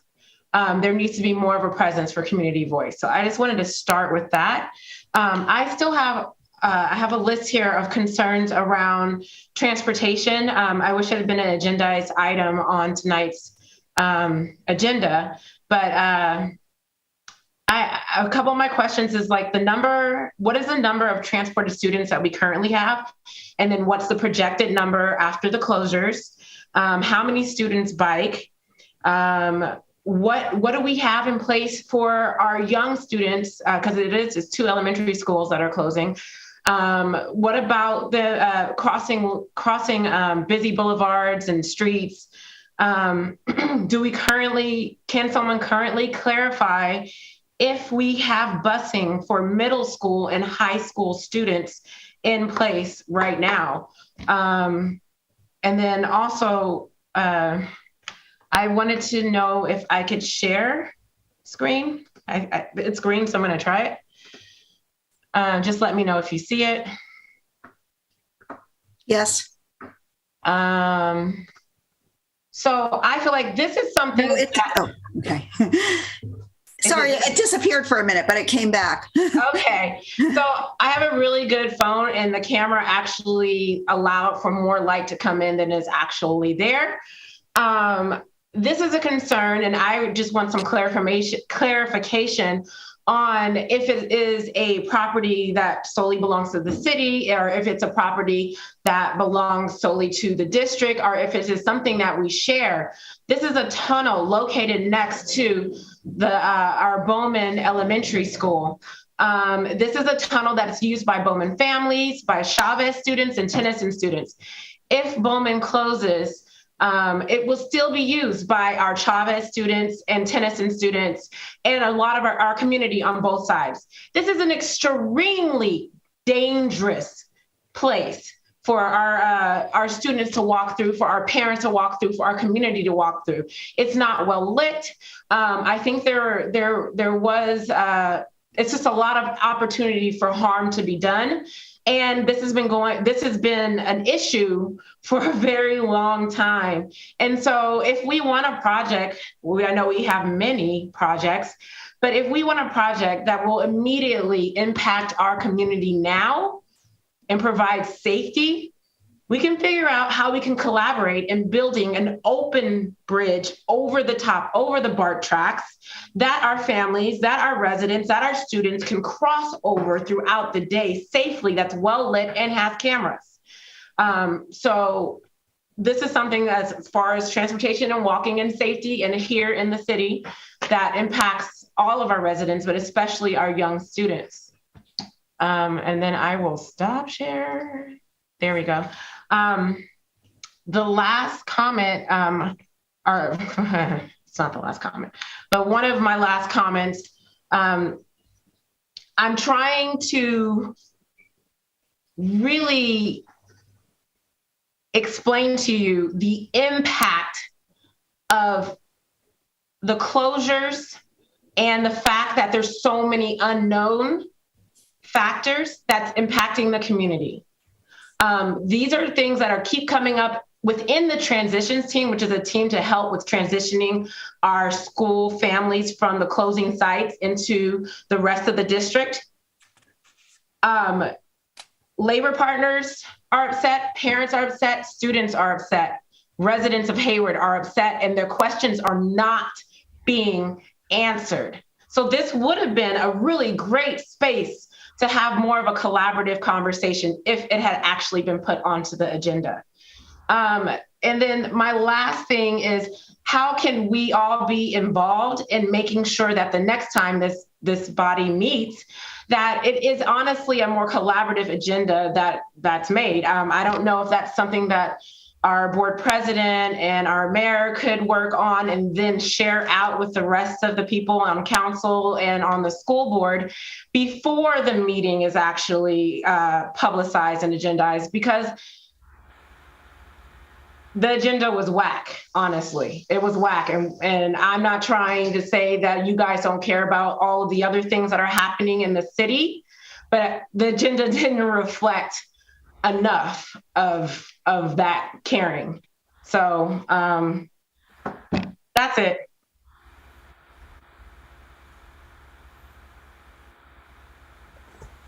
Sorry. I do think that we could have an earlier preparation of the agenda next time and share it with both, with everyone for comments to come back. But, I think the attempt was made to keep it more open. Maybe it needs to be more specific topics. I'm not sure, but I think both, and I won't speak for her, but I would imagine that Dr. Okenda, and I would both be willing to, hear also feedback about this one. So when we prepare the next one, it will meet your expectations better. Dr. Okenda. Thank you, Mayor. Certainly, I agree that we can share sooner. I would like perhaps just to review the process that the information was gathered from board members and city council members on what the topics all of you wanted us to address were. And this was the one that had the most requests. And so it was the one that we decided to start with. And since we've already been here for several hours at this point, it seemed that we should do just one topic at a time so we could have substantive conversation about that topic. And so I agree that we're happy to put together a preliminary agenda ahead of time for feedback, but it did seem that this was what the majority of our members wanted to discuss, which is why we placed it as the next one back in, a few weeks after our last joint meeting. So I hope that helps clarify. Yeah, thanks. So, Councilmember Marquez. Thank you, Mayor. Thank you to everyone else for participating tonight. I learned a lot from everyone and would just encourage us to continue to have these open lines of communication. For me personally, the areas I would like us to focus on moving forward, each entity has numerous initiatives that are in works, and we just have a lot of competing commitments. But I think the one shared vision and goal we have is safety. So I know it was mentioned earlier that we're going to have another meeting in the future to discuss some of the nuances and unfortunate events that have happened in our city in the last 2 months with respect to children's safety. So that is forthcoming. I will also echo the comments in regard to participating in the housing element discussion. We always encourage public comment in our meetings, emailing us, setting up coffees with us. I think all of us are pretty accessible and available to the public. So we do want to hear your concerns. And I think we should also focus on shared interests. I know the mayor mentioned the work on ACTC, the safe routes to school planning, but we also heard a couple weeks ago some concerns about speeding on Whitman, and that is in close proximity to harder schools. I think a commitment we have to the public, because it doesn't matter whether you're a student, we're all one community, right? So we really need to focus on those areas where we have that mutual interest. And I think we need to prioritize safety. So that's my commitment moving forward. I hear the community loud and clear with respect to housing for families. That's something that we're well aware of. We're also going to be getting more information in the summer. We did the point in time count of the unsheltered community members. I think that was held in February. Unfortunately, that's 2 years past due because of COVID-19. But once we have that information, that will help guide what we need to do to hit our RENA numbers and basically what additional services are needed. And I just want to stress also, the city has been extremely innovative. We did launch our navigation center because of COVID-19. The numbers had to be reduced in how many people can actually reside at that navigation center. But we've also had many successes. Within the first year, they permanently housed 98 individuals. So we are taking these concerns very, very seriously. Unfortunately, we couldn't control COVID, but I do feel COVID set us back a bit in terms of getting things done. So right now we're focusing on resetting and coming together collectively as a community to address these issues. And I definitely don't want to overstep and put more work on anyone, but I would encourage trustee members, staff, maybe amongst yourselves, you can discuss. It might make sense to have a representative attend the homeless and housing task force meetings. Obviously, that's an ongoing discussion, and early input can be given at those meetings as well. And those meetings are also open to the public, which was also stated earlier, HLAC, but I also concur that it's nice to have all of us together on a specific agenda item so we could hear everybody's perspective. So thank you everyone for your input, and I look forward to ongoing discussions, but do encourage us to please continue to place an emphasis on housing and safety. Those are my two priorities moving forward with this joint partnership. Thank you. Thank you. Trustee Buffette. Just wanted to emphasize a couple things here. I think one of the slides was asking how we can best coordinate our efforts as two agencies.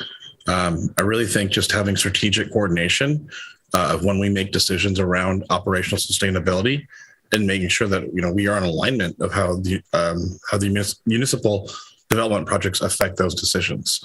So kind of seeing what Hayward looks like in the upcoming years and using that and having that data that the city can help us provide, make a more robust decision around those matters, I think would be very helpful when it comes to that.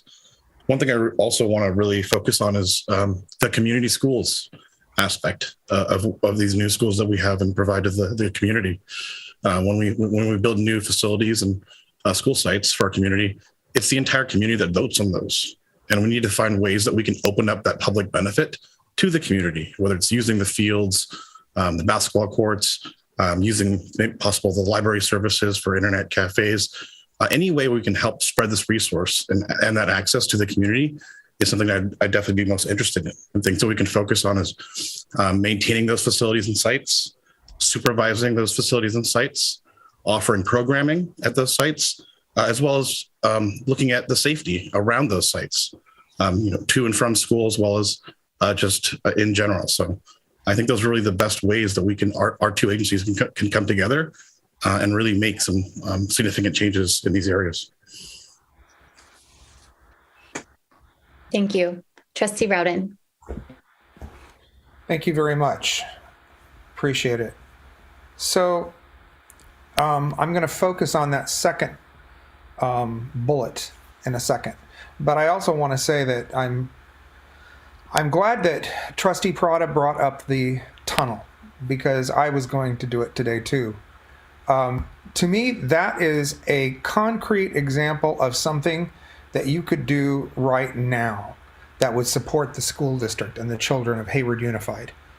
Right now, I believe that tunnel, somebody opens it like at 6 a.m. for students to walk through, and then somebody closes it like at dusk. I think that's kind of the way that it works from Bowman School. So once Bowman is closed, who is that person? And do they just go away now? And do we close the tunnel? Because if we close it, then where did the Tennyson students and the Chavez students? So we need to figure out, she's right when she says that we need to figure out who owns it. Who runs that tunnel? Is it the city? Who is it? And I think a good long-term project would be to build an overpass over the top of that. That's a great example of something that the city could do right now and put forward to help. I also want to talk about that second bullet, the thing that says, how can the city support the district in promoting HUSD with residents and businesses? I got to tell you, I wasn't made in Hayward, but I love the city I live in. I love being here. I love its people, and this is where I want to die one day. So I'm happy to be here.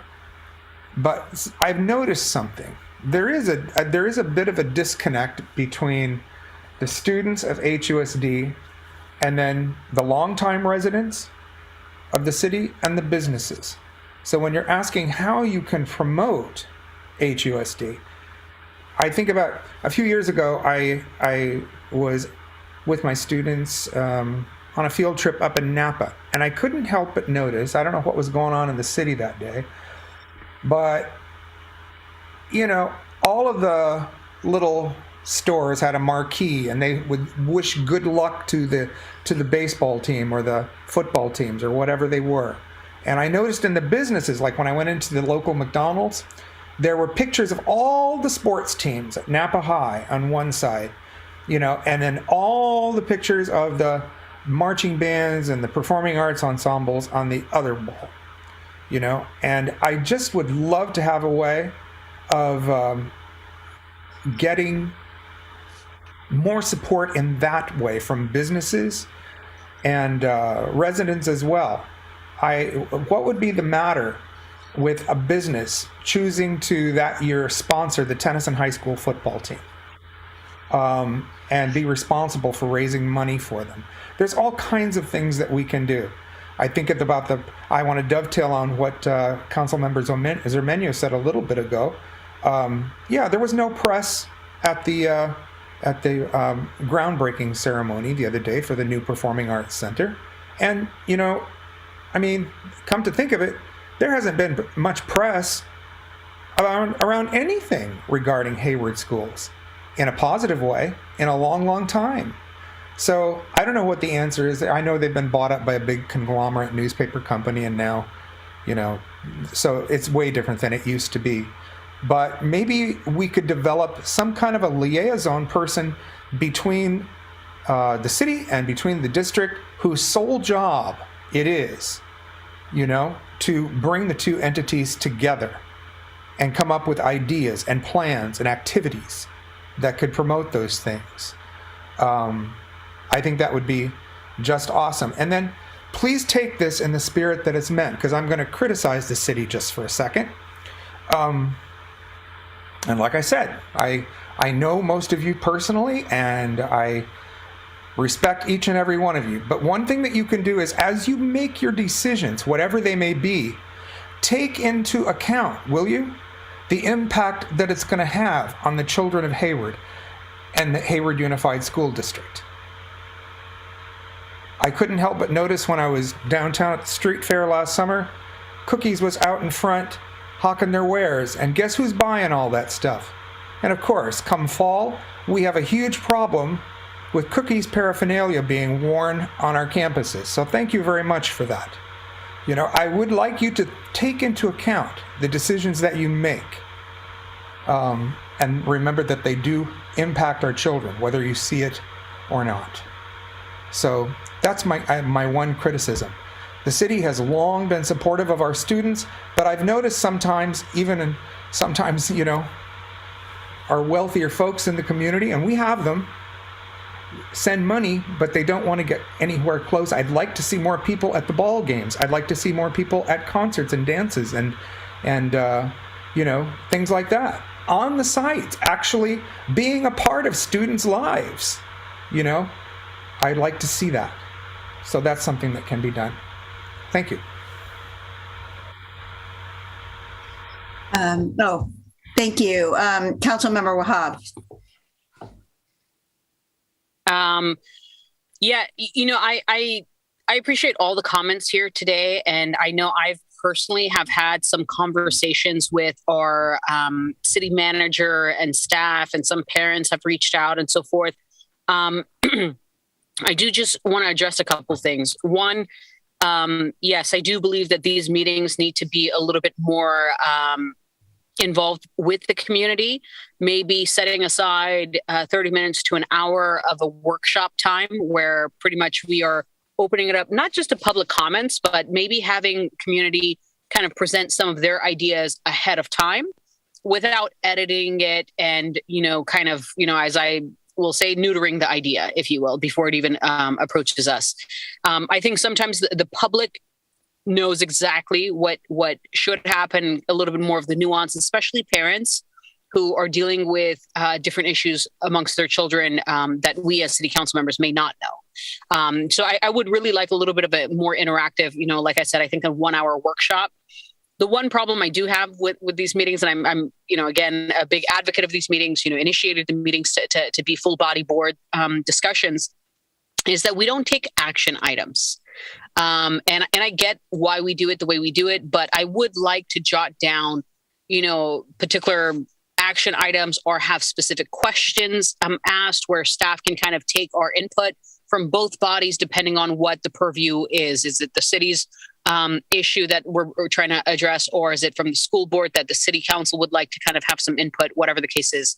I do think Mr. Rowden's comments, we have, and I've personally addressed this with our city manager as well, cannabis paraphernalia, especially those that are marketed towards kids, is a no-go as much as possible. So when we do have our downtown street fair and so forth, that be limited or non-existent to kids, or a little bit more closely monitored.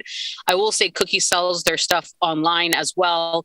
It is kind of popular in music scene and culture and so forth. So I will just highlight that as well. There's certain things we can't fully control, and maybe even having a little bit more focus there. But I think the main thing that I want to say, and I think a lot of the parents have stated this or haven't been able to state this, but have talked to me privately about this, is that when we have our students, our children in our city in harm's way in one way or another, we need to kind of get together as to what can we do to, one, reduce harm, be as transparent as possible, and be as inclusive.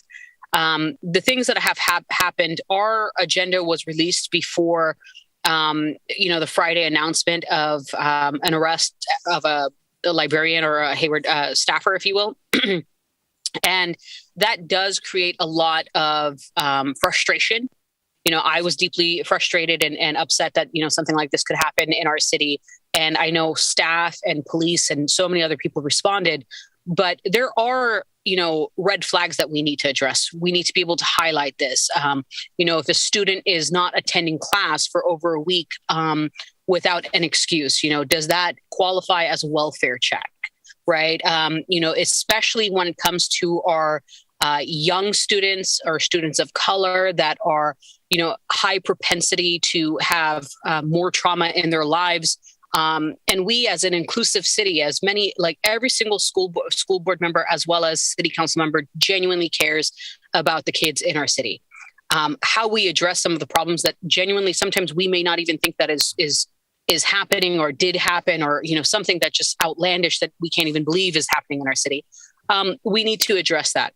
Right. And we need to address it very direct and very head on. And I really want to highlight the conversation that our city manager and the entire team is trying to organize. I know she's been a huge advocate of trying to figure out how we can kind of come together in a setting that's a little bit more appropriate to have direct conversation with parents, with students, with teachers, with stakeholders, with officers, with as many people as possible, and absorb information and ideas and areas that we probably have not paid attention to. So I really just want to address that. It does take time. There is a lot of trauma in our community, a lot of pain, and I don't want to be insensitive to that. And it does raise other concerns as we see it happening in our city. So I really, really want to just highlight that and tell the community we are 100%, majority of everybody that I've talked to is on board, and we want to do something. What that looks like and the action items, I want you guys to be involved and have your input as well, because there may be things we're completely blind to. So genuinely, my sympathies to the families that have been affected. And, we hope to do better and pay attention to what else we can do that we're not even aware of. With that said, I also want to give a lot of kudos to Trustee Prada. I love the passion. I love the fact that you're sharing a PowerPoint and highlighting some of these issues. Really, really appreciate this. And, again, I think that if we can see directly from the audience as well as to what they have seen as a problem, their ideas, their, this and that, I greatly appreciate that. And then as far as the items that we have talked about today, I really think that on housing, it is such a big factor on the instability of a child's life, a staffer's life, a member of our community. There's a lot we need to do. There's a lot of barriers at the same time. I want to highlight that any surplus lands that we potentially, yes, we're trying to prioritize affordable housing, but if that were not prioritized, right, I really want to make sure that staff on both bodies understand that there has to be language in there that says that if that land is available again, sold or whatever the case may be, that it be available to the government agency firsthand, and then number two, affordability again. So I really just want to talk about that in contract language. Is incredibly important. And the reason why is because there have been other cities in the state of California and the Bay Area that have closed down schools, and then they have like a increase in the population size. And again, they need to open schools again. And it becomes very problematic and difficult to gain a property the size needed for building a new school. So I really want to highlight that in some of the language. And, we don't need to keep building on these lands either, right? So there's a balancing act there. So I really, really want to highlight that. But again, I think that we do need to reach out to some of the teachers, some of the parents, and just make it available for a workshop to have their input as well.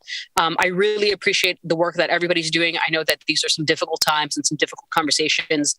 I look forward to collaborating with my colleagues on the Board of Trustees and, everybody in the community. And I liked a lot of the ideas coming up, and I hope that we can do more. So thank you. Okay, thank you. Councilmember Salinas. Thank you. It's been a long night, and I know we've certainly have covered a lot of ground and a lot of terrain here this evening. I wanted to express appreciation and gratitude to both the mayor and the president of the school board for keeping us on task and moving the meeting right along. And of course, to the city manager and the superintendent, two people who, like everyone else here, we work with very closely. And I know both the trustees and council, we can email or call either body and either executive team, and we can get through and talk and have access to. And so I appreciate those open lines of communication, and I know they'll continue, and so that's always good.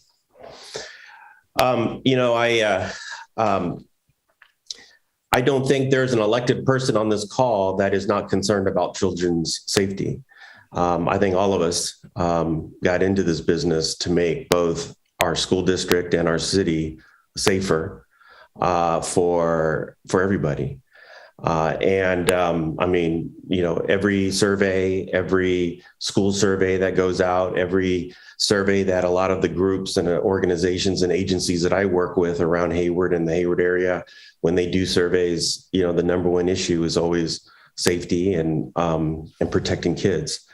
And I know both agencies, both the district and the city, invest a lot of resources, and we think of the best possible ways to make kids and families safe. And so I don't question anybody's intent. I know all of our intent is good here. I know all of our actions have been professional, and I think we have, both collectively and individually, have responded to community concerns around safety and children's safety. But on occasion, we get incidences that happened like Friday, and they're sad. And nobody likes to see that. Nobody likes to hear that. We grieve for the family. We grieve for the victims. While we work through this, and while we, as a community, support each other through this, we still remain focused on making sure kids are safe, and making sure that when spaces that kids go to have fun and to learn and to experience new things, that they do it safely. So I agree with all of the comments around, utilizing existing committees like HLAC, and really trying to figure out how we can improve in what we do. And so I look forward to those continued conversations and committee work. Secondly, over the last few years, even, before the pandemic, the central concern for a lot of community members have been housing, whether it's affordable housing, whether it's, housing for all income levels, workforce housing. We've been concerned about housing. And I think the city and the school district, we have responded to those needs. Of course, the last couple of years, we have been, even in a pandemic, we have put together a rent stabilization ordinance that protects families, that protects renters. And so I think and of course, through our housing element, as we work through our housing element, we will continue to make sure that we hit our RHNA numbers, that we continue to build affordable housing. And I think that that's what we've all been concerned about. And I think we've, was it last year, we approved housing for foster kids. And there'll be a development erected over at the old Shepherd School over on Tyrell. And what was interesting about that particular development at the Shepherd School site is that there was overwhelming support from the neighborhood, overwhelming. And so I think the school district has done some amazing, incredible work in making sure.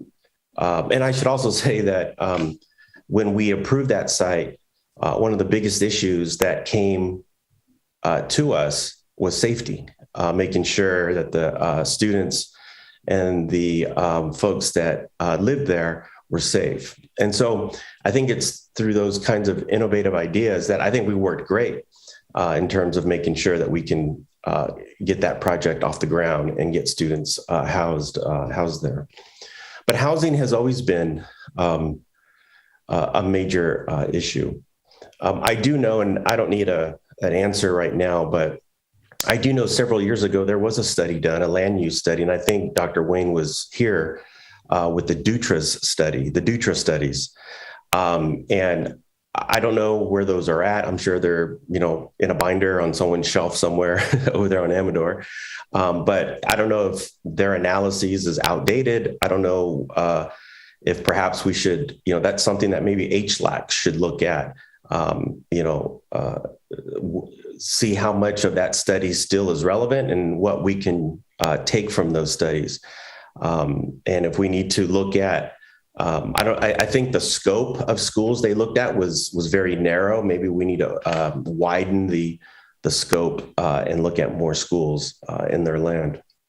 But anyways, I bring that up because I think we have there are models that we have used to look at the land at school sites. And workforce housing. And I know in the Dutra study or the Dutra analyses, there was talk around workforce housing, looking at some of the larger school sites where there was plenty of room for both housing and school. I think, if I recall correctly, there was a discussion about how many of the schools in Hayward were built, in the 1940s and the 1950s, where the land requirements, the land size requirements were different. And so today, schools can be built on smaller parcels of land. And what that does for us is that we can actually look at the larger plots of land that schools are on, and then figure out different uses for those parcels. And so I know the city would be willing to work with the school district in that, and I wouldn't, that would be an easy collaboration for us to work on and partner with. So there are some things that we have done. And I think just to talk about housing a little bit,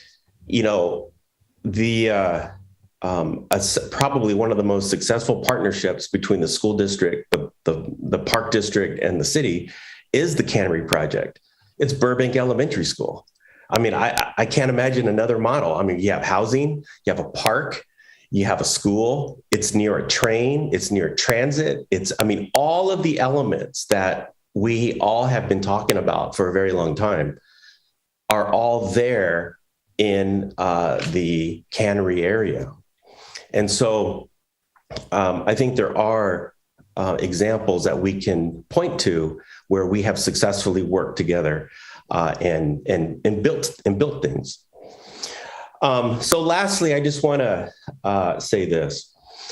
I have to agree with Councilmember Cermeño when he talks about we have done a lot of great things, but we just don't get the press. And I know Trustee Rowden said the same thing. And, there's, the city of Hayward is very unique in that we're, I think, the second city in the county, I believe, that has a university, a community college, a school district, and we even have the Alameda County Office of Education here in our city. So we have all, four of these institutions in our city. And we have had successful partnerships that we can point to, but yet we don't get a whole lot of press about them. And people may not know. I just wanted to point to just one. I have several examples here, but I'll save the time. I think one of the school to work pathway, a good school to career pathway, was launched a few years ago between the Hayward Fire Department and the Regional Occupational Center, where high school students join an academy at ROP where they learn how to become firefighters. And this school to career pathway has demonstrated to be very successful. It has trained it has prepared future firefighters, and the lived stories of students in this program are incredible. The fire chief, Garrett Contreras, he has made some great presentations. I know there's a video on YouTube about it, but he has given some great presentations where he has, talked about the lives of the kids and how it has completely transformed their trajectory in school and sort of set them up for this career. And so,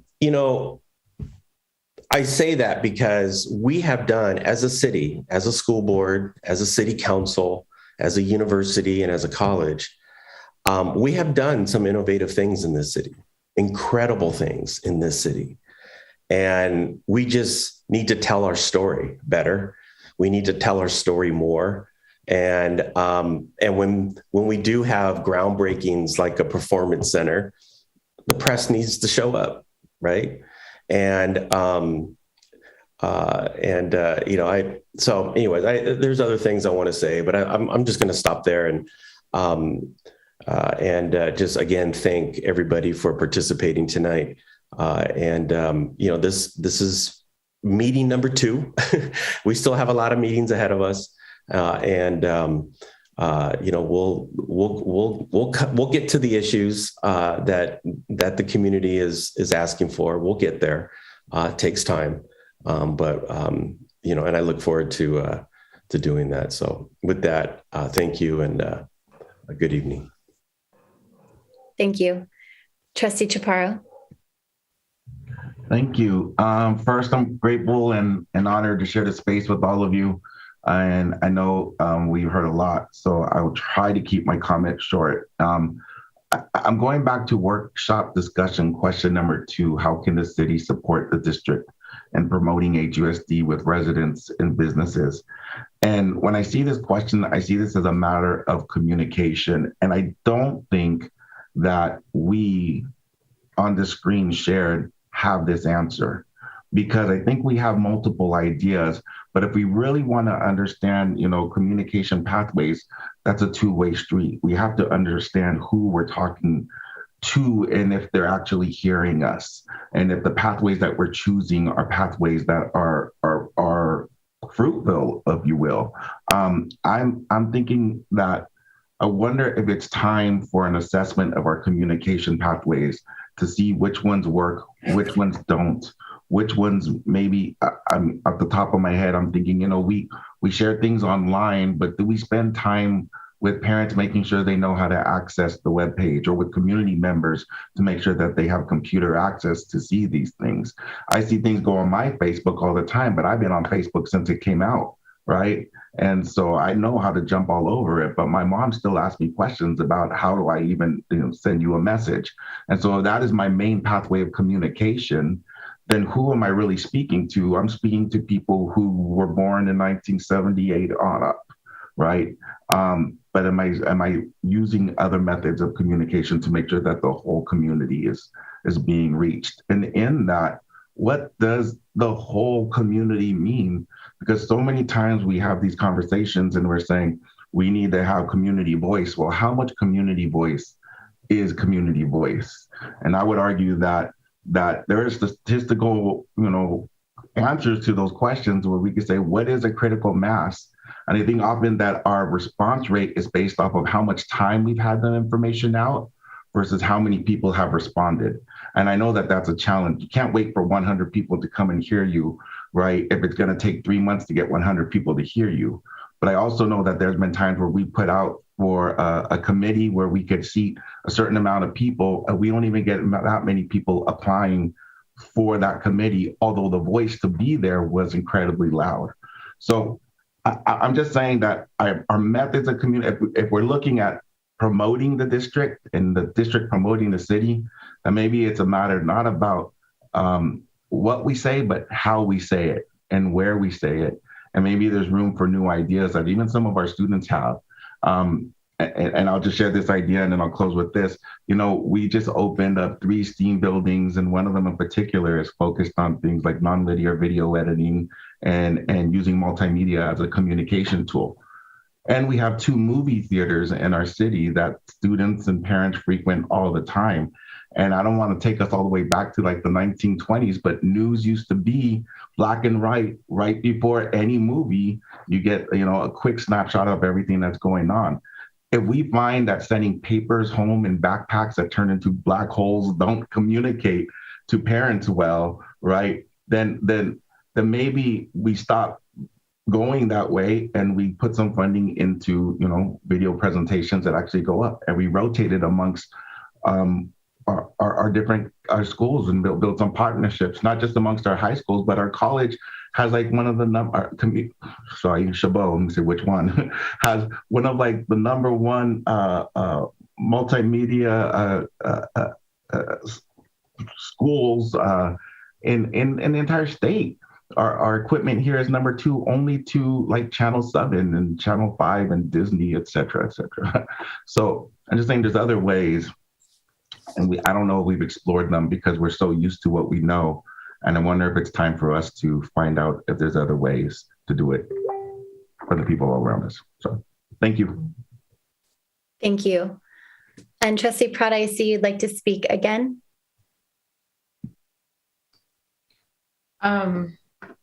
Thank you, Trustee Chaparro, or Clerk Chaparro. I agree with everything that you said. And it's such a creative way of getting the word out there and reaching more community members throughout Hayward and beyond, honestly, because it's not just Hayward residents who come and watch the theater or come to our theaters. But I do want to refocus back on, I know we had a lot of praise of what we're doing, especially with Councilman Salinas' comments and stuff. And that's great. I'm glad we are doing a lot of things. And this space, we do pat ourselves on the back a lot in this space. And that's good for self-esteem and such. But we need to also have an equal amount of time spent on what is impacting our students right now. So with the closures of the schools, access to after-school programming, our test scores will not go up if we can't provide the right type of tutoring services. And if those kids have to be on a bus, how are they supposed to get the tutoring? Our English learners, that's a huge population here in HUSD, in Hayward. How are we servicing our English learners? Why is it that our World House programming doesn't get the support that it needs? Why is it that our Tennyson High School, which houses our World House programming, doesn't get the attention and support that it needs? Why is it in the first list of school closures, the feeder pattern into Tennyson, if it had gone through, would starve out that high school with the very real threat of possibly having future closure of that high school? The fact that our family engagement specialist took a tour, I think it was of the Fremont Resource Center, but then there were no talks of building that here in Hayward. And the fact that they are not present on the panel here is another thing that we need to talk about and honestly agendize these issues, because this is how we lose the current families we have now in the district who aren't moving out, but they're leaving HUSD because our most vulnerable are at risk. We have leadership and special education that does not support the people who support the students. We have lawsuits against the district because there's a lack of support and a huge amount of what I personally would consider abuse of our most vulnerable students. That is a conversation I would like to hear here. The fact that we need to support our translators more, the fact that we oftentimes forget about our community members who speak Mandarin and several Afghan languages. So while I'm happy we're doing a lot of the things, I think we need to talk about how we fill in the gap of where we're failing and what we can do to bring in the voice of the community, bring in the voice of the community experts, like I keep saying with the family engagement specialist, and really build something that encompasses a lot of what we've talked about, like a resource center to support the families and support the residents. So maybe another workshop that we could do, we can go over to Fremont and visit them and see what they have over there. Go over to Union City, Visit them. They also have one. People who some of us consider competitors, they have the things that our community is asking for. So maybe we should start building that and the people will come. And then I'm just going to end one more time by saying, like, we are in a mental health crisis and our babies are the ones that are suffering. So if we could just, I know I'm being repetitive, but prioritize that next time, really, because I can't lose another student because they're not getting the support that they need.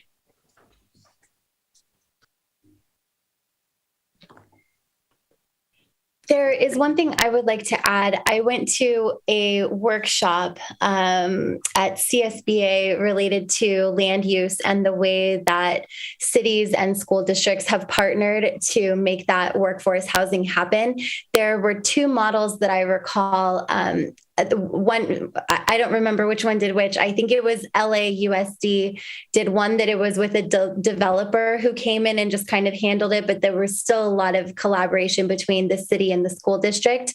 And then Berkeley Unified, I believe they did where they worked entirely with the city and the district. And I think a developer came in later into the mix. So there are those two existing models, and it might be, and maybe others, but those are the two that I recall doing this work already. So if that's helpful for us to think about, it seems like workforce housing is something I've heard repeatedly come up this evening in terms of interest for land use, and it would require our working together on that as a city and a district. So if that is of use. And then Mayor Halliday, I know we've all had a chance to speak, but you, so if you'd like to wrap us up. Okay, thank you. And what is left to be said, but I do think that a lot of good ideas came up tonight, and I really appreciated hearing from everyone. It is so hard to get the voices of everyone. And when you're talking about the community, we didn't have a lot of community attendees this evening. And, I guess we should ask ourselves, why is that? But if we had 100 people attend and all spoke, we would, there is a limit to attention span. So we have to find maybe other ways. I mean, besides meetings like this, and we've talked about the other avenues we have. Our HLAC is one, and maybe though, one thing I thought about was getting teams from staff available more often.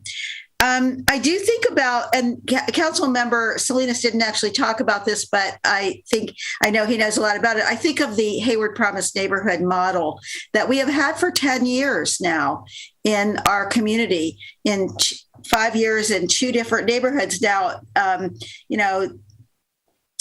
like to know more about how much the school district thinks this work has been helpful for them, but we're looking actually, and that's a program run by Cal State actually, and Councilmember Salinas is actually employed in that program, so maybe that's not why I didn't talk about it, but that's something that the model brings the people from different agencies, that childcare, the school district, the colleges, the city, together at the staff levels and executive levels, and teams that can work together and talk about and share information.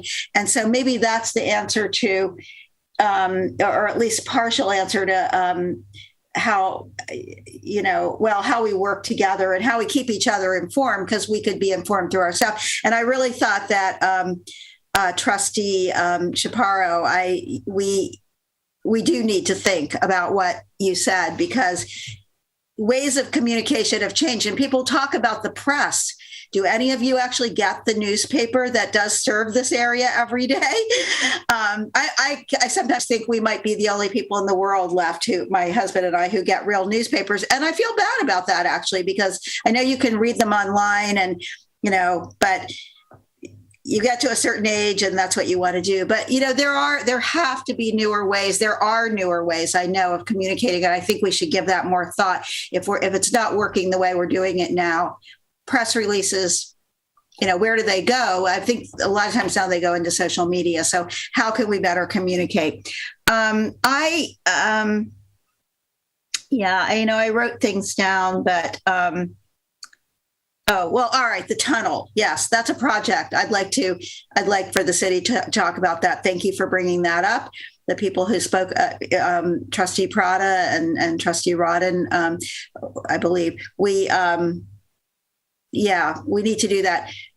But we need to work on those transportation issues. But there are supports, and so we need to see if they're working now. Is the Safe Routes to School and the student passes? I'd like to know that, since I serve on the Alameda County Transportation Commission. How is that working for you?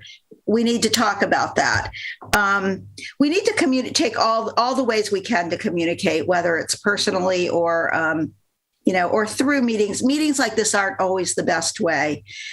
So with that, I don't know. HARD is the other partner that isn't here. So as far as land use, I'll just close with complete. We have a concept called complete streets. That's make the streets safe for all users, bicyclists, walkers, in addition to cars and public transit. We also have a concept called complete communities. And when I think about housing, one of the challenges for us has been, especially in multifamily, high-rise housing, is to get those community amenities and businesses in that you need to make a complete community, so you don't have to get in your car and drive everywhere. And so we need to think about that. Childcare, there's an enormous need for it. Is there room in any of, the maybe one of those old school sites that's being discontinued could become that, and it could become the resource center that was talked about too. And we need to think outside the box. But I know that both of our organizations have outstanding staff, and they've been here tonight. They've heard what we've had to say.